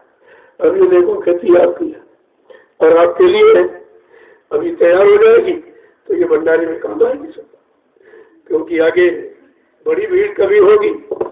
तब तो अब की बार जो कार्यक्रम होगा वो तो यहाँ हो ही नहीं पाएगी, इतनी जगह नहीं मिल पाएगी। इतनी भीड़ होगी कि तुमने कभी जीवन देख नहीं, क्योंकि इस समय सब व्याकुल है, सब परेशान है और परेशानी का कहीं निदान है नहीं। सब जगह देख लिया कि सबके मुंह बंद हो गए। कहा ये तो कुछ कहते नहीं, कहा जो कहा था वो झूठा निकला, क्योंकि कहा था पिछली किताबें पढ़ के सुनाया और वर्तमान के तुम्हें मालूम नहीं, और समस्या आके खड़ी हो गई। उस समस्या का समाधान पिछली कोई पूजा नहीं, उससे कोई काम आपका हो ही नहीं सकता। तब लोगों की समझ में आया कि बात तो असली है कि महापुरुष तो चेतन की बात करते हैं। यहाँ इन लोगों ने 3-3 युगों से जड़ में फंसा के रखा, पत्थर में, कागज में, पानी में, इसी में फंसा के रखा। आपकी बात कुदरत ने फैसला दे दिया कि देखो इसमें कुछ नहीं, तुम जहाँ जहाँ समझते हो वहाँ कुदरत ने ताला लगा दिया और पता चल गया अरे देवी जी है ही नहीं, होती तो अपने घर में ताला लगाने देती। देवता होता तो ताला लगाने देता, भगवान पूजा गार्ड होता ताला लगाने देता, और सच्चा सदगुरु होता तो गुरुद्वारे में ताला लगता। ऐसा विचारा कोई नहीं और दूसरा में ताला लग गया। ये कितनी बड़ी तोहिनी है, क्योंकि जब आपने प्रचार किया बाबा जी चले गए तो कहा ताला लगा दो। जब महापुरुष है नहीं, देने वाला है नहीं, बरकत देने वाला नहीं, आपत्ति मुसीबत दूर करने वाला नहीं, और सुनने वाला कोई है ही नहीं, जब चला गया तो ताला लग गया पक्ष। और तुमको बड़ी करने का एहसास हो गया कि अब कुछ नहीं बचा, क्या करें क्या करें, करोगे क्या? जो कहा हो तो किया नहीं, अब तुम क्या करोगे? इतना सुनाया किसी ने, जितना बाबा देवभूषण जी महाराज ने मेहनत किया और सुनाया दिलाया जीवों को, इतनी मेहनत किसी ने धरती पर की ही नहीं, और फिर भी लोग नहीं सुन पाए। बात तो असली है। जय गुरुदेव। कुछ लोग जो खेती में काम हो तो बता देंगे लोग, अपना देख लो, निराई घास वास कोई कर रहा था, और ये सफाई का ध्यान रखो, देखो ये यहाँ का खत्म हो जाएगा सब, आवाज उसमें होगा। इस तरह की धांधली वाला नहीं हो जो आया घुस गया, लेट रहा पड़ा है, 10 बजे आता तो कुछ करता और भंडारे में वो जाओ नहीं। ये 4-4, 5-5 बच्चे लेके आते हो, क्या तुम सेवा कर पाओगे बच्चों की? और बच्चे कौन सी सेवा कर, सब भंडारे पर बोझा लाते। ये नियम बहुत सख्त कर दूंगा, यहाँ कोई अच्छा बच्चा नहीं घुसेगा। अपने बच्चे अच्छे घर में छोड़ करके आओ, क्योंकि तुम बच्चे लेकर आए हो, इतना नुकसान खेती में किया है। तमाम पौधे उखाड़ दिए, आम का उधर बगीचा लगा, सब पत्ते तोड़ दिए, पपीते के तोड़ तोड़ दिए, इतना नींबू लगा सब तोड़ के फेंक दिए। तो ये सब नुकसान करा नहीं आते ना, यही तुम्हारी मर्यादा। एक बच्चे को कोई नहीं आएगा, ये सब सख्त कर दूंगा, उसके अंदर प्रवेश लेने ही नहीं दूंगा, ऐसी व्यवस्था कर दूंगा सब। क्योंकि अगर ये कहा नहीं जाएगा तो कुछ नहीं होगा, ना कोई किसी की सुनता। वो बेचारे कहते रहते, सुनते नहीं। तो तुम्हारा आश्रम तुमको होते, जवाब दीजिए पहले, हमें पता चल जाए तुम्हारा है कि नहीं। तुम्हारा है लेकिन तुम्हारे बिगाड़ने के लिए नहीं। तुमने यहाँ किया क्या, तुम 10 रुपये फेंक गए हो, काम कैसे किया क्या, उसको देखिए। एक व्यवस्था सख्त कर दो, अभी से समझ जाओ। उसमें जो बनेगा गेट, वहां अंदर कोई अच्छे बच्चे वाले प्रवेश नहीं होते। उससे घर में रखो उनको। इतना आपकी बार नुकसान किया, अरे बच्चे कोई सेवा करते, इनकी वजह तुम मेरी सेवा। जब 4-4 बच्चे लेकर आओगे तो उनकी सेवा करो कि तुम यहाँ की सेवा करो। ये सब तमाशा मेरा समझ रहे हैं, ये सब खत्म कर दूंगा, कुछ नहीं रखो। चाहे 10 आदमी आए, काम वाले चाहिए, 1000 बैठने वाले आने चाहिए। ये भीड़ का काम पसंद नहीं करती। हमको तो तुमसे पैसा मांगना, जो भीड़ बढ़ाए और सबसे पैसा ले, ये काम वही करते जिनको पैसा लेना। यहाँ ये काम होता ही नहीं। जो सरकार से दे दिया तुमने, मैंने तो मांगा नहीं और न कभी मांगूंगा, ये मेरा काम ही नहीं है। जो देते थे उसके तुम्हारे सामने लगा देते। ये भी देख लीजिए, यहाँ किसी तरह का कोई पर्दा, कोई टीका टिप्पणी कर ही नहीं सकता। और शंका का मरीज वो तो शंका करता ही रहेगा, उसके लिए कोई दवा नहीं है। जय गुरुदेव। अभी बच्चों को रखे आप जाइएगा, यहाँ मत छोड़ो, सब लोग इतनी गंदगी फैलाते हो, इतना नुकसान कराए खेती में, उधर पेड़ से उखाड़ दिए। यही तो करने का तुमने पेड़ लगाया है यहाँ के, कहाँ से मंगाए, बाहर बिहार से आए, कोई कहीं से पेड़ अच्छे चलाए, हम लोग क्या झुका दिए। कोई बच्चा बच्चा यहाँ तो दिखाई नहीं देगा। अगले कार्य बन जाने दो, थोड़ा सब नियम सख्त कर दूंगा एकदम। जिसको सेवा करना है, भजन करना है, सत्संग सुनना, वही आएगा।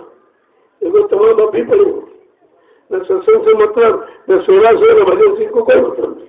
जानते चलो वहाँ रोटी तो मिल ही जाएगी, भंडारे खुले हैं, आराम से रोटी खाए पड़े रहेंगे। उनको थोड़ी मालूम कि भंडारे का बोझा लाते हैं, लाखों लोगों का अन्न आया हुआ, तो भजन कर सकते खा के।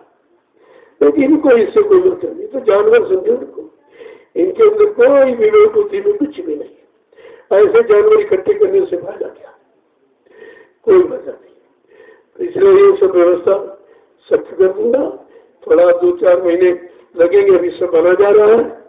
वहाँ वही प्रवेश लेगा जिसको सत्संग सुनना है, सेवा करनी है और भजन करना, उसको प्रवेश दिया जाएगा। ये आनंद दरबार नहीं है। यहाँ तो सब ऐसे घुसे पड़े, कुछ नहीं करना, रात में ठीक है, बताया भी नहीं कहाँ के ऊपर में क्या।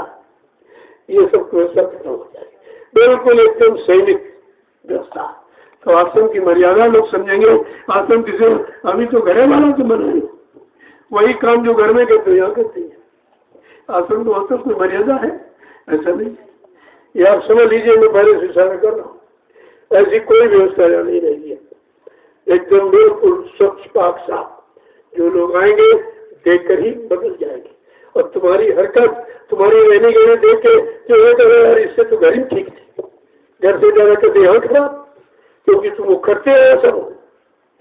ये सब व्यवस्था समझ लीजिए आप। व्यवस्था बिगाड़ने के लिए आप नहीं, अगर व्यवस्थित ढंग से रह सकते हो तो व्यवस्था का लाभ ले लीजिए, आपके लिए बनाएंगे। लेकिन व्यवस्थित तरीके से, आप व्यवस्थित तरीके से नहीं आते, ये आप समझ लीजिए। जय गुरुदेव।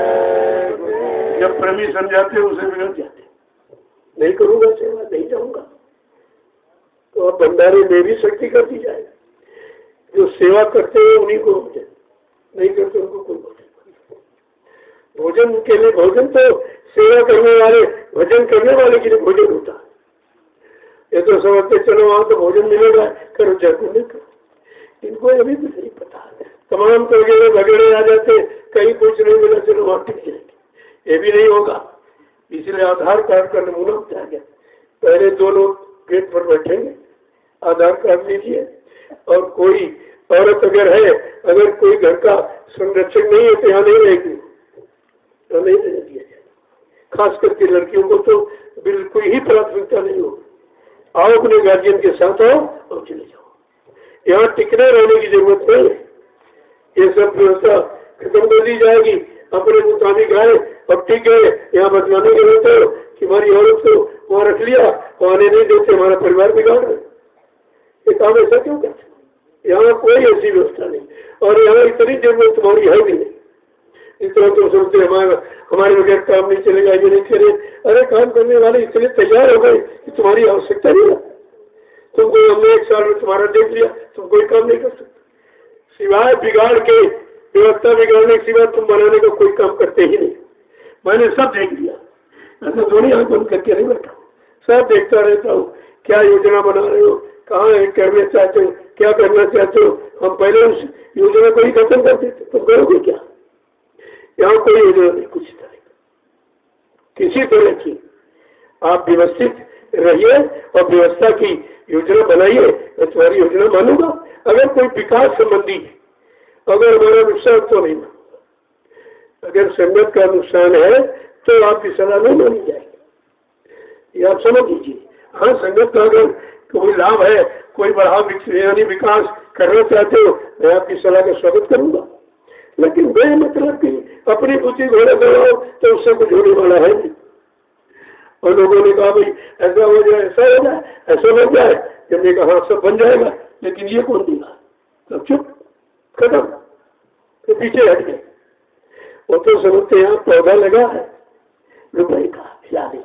आप जानते हो मैं 4-5 घंटे बोलता हूँ और 5-6 घंटे से मिलता हूँ, तब वो 10 रुपए देता, ऐसे नहीं देता। कितनी मेहनत का 10 रुपए समझते, ऐसे हंसी मजाक समझते।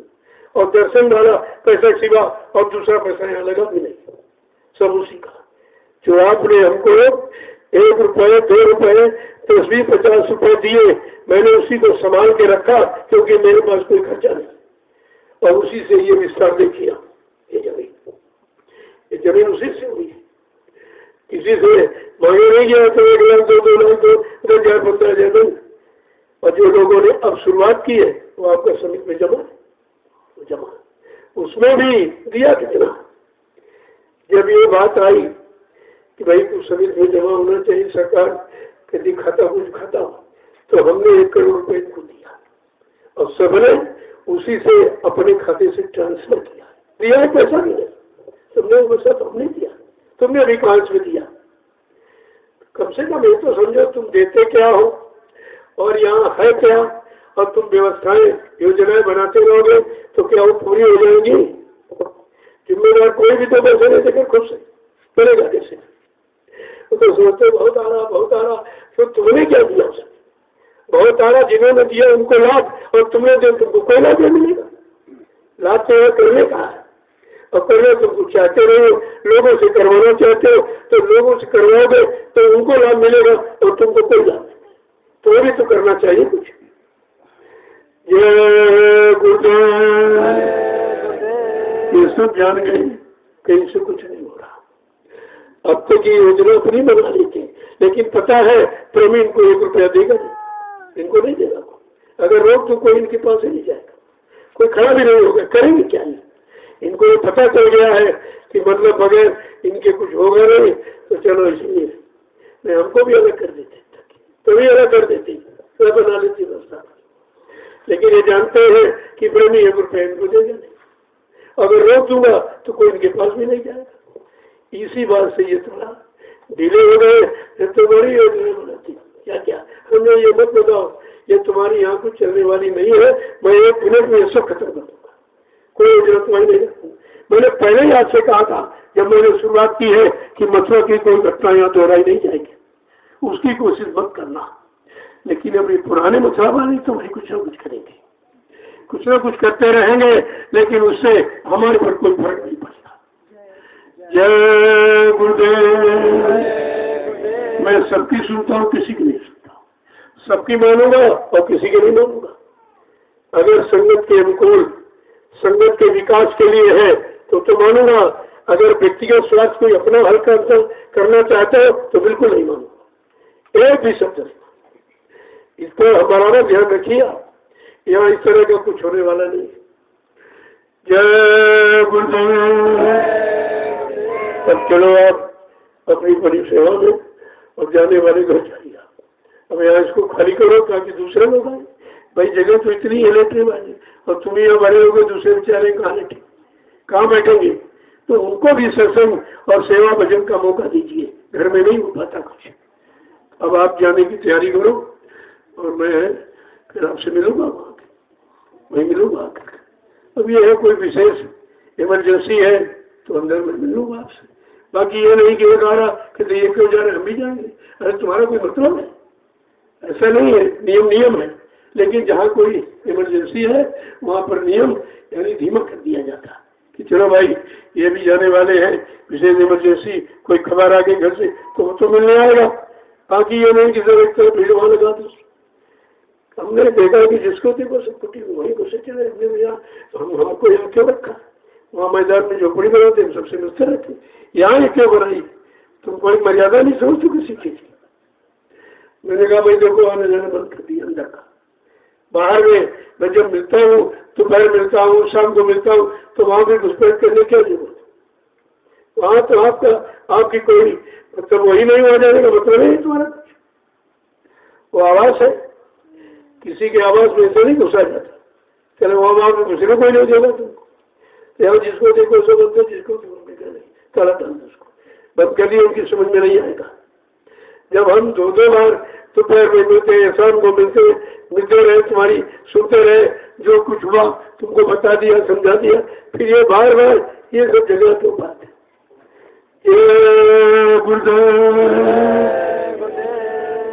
अब आप लोग चलिए बड़ी बड़ी सेवा में जो कुछ छोटी मोटी मिल जाए आप उसको कहिए।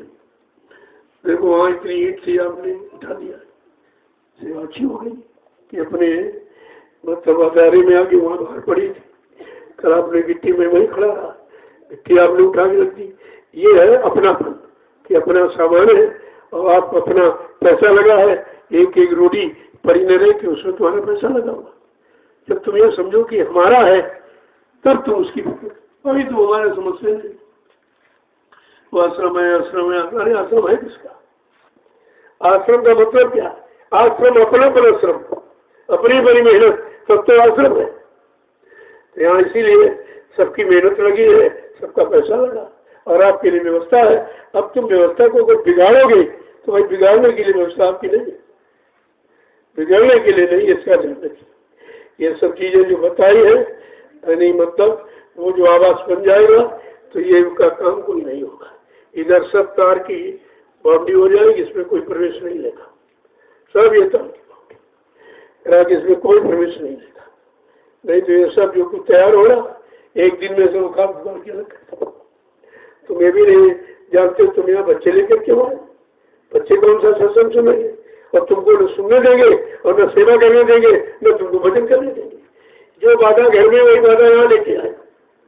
इसीलिए कि चलो सब पूरा बुलवा लेके चलो, वहाँ भोजन मिलता ही है, काम कुछ है नहीं, पड़े सब खाएंगे और सब बच्चे इधर तमाम तरह खेती में नुकसान, तमाम लोग शिकायत करने आते। तुम ये व्यवस्था बिगाड़ने आए, अन्यथा इस व्यवस्था को आप दूर हो जाएंगे। या कोई नहीं रहेगा चाल बता दिया आपको साफ, वो जो बन जाएगा एकदम सख्त नियम होगा, बहुत नुकसान की बात है। और तुम उनसे अच्छी वजह समझते हो, ये बच्चों को डांटते तो कोई डांट करके डांट क्यों रहे, मार क्यों दिया, ये करते, ये तो बिगाड़ रहे थे बना रहे बच्चों। तो यहाँ ये काम नहीं होगा। अब की बार में देख लेते कि लीजिए यहाँ पे हजारों बच्चे होंगे, बताओ ये क्या करेंगे? ये सब भंडारे को मुझे चला दो और इनको जाना भी नहीं। चलो 6 बच्चे ले आए, चलो 4 घंटे भंडारे में सेवा करें इन बच्चों को खिलाने की, वो भी नहीं करेंगे। सब पड़े यहाँ खा रहे हैं, कोई मतलब नहीं हो, पूरे रेस्टोरेंट बना रखा, यहाँ पे नहीं होगा। सब बात समझ लीजिए अभी से। जाने वाले तुरंत निकलो आप, अब आपका मूड तो ठीक है और जो बाकी है जो सब सेवा में करे पड़ा।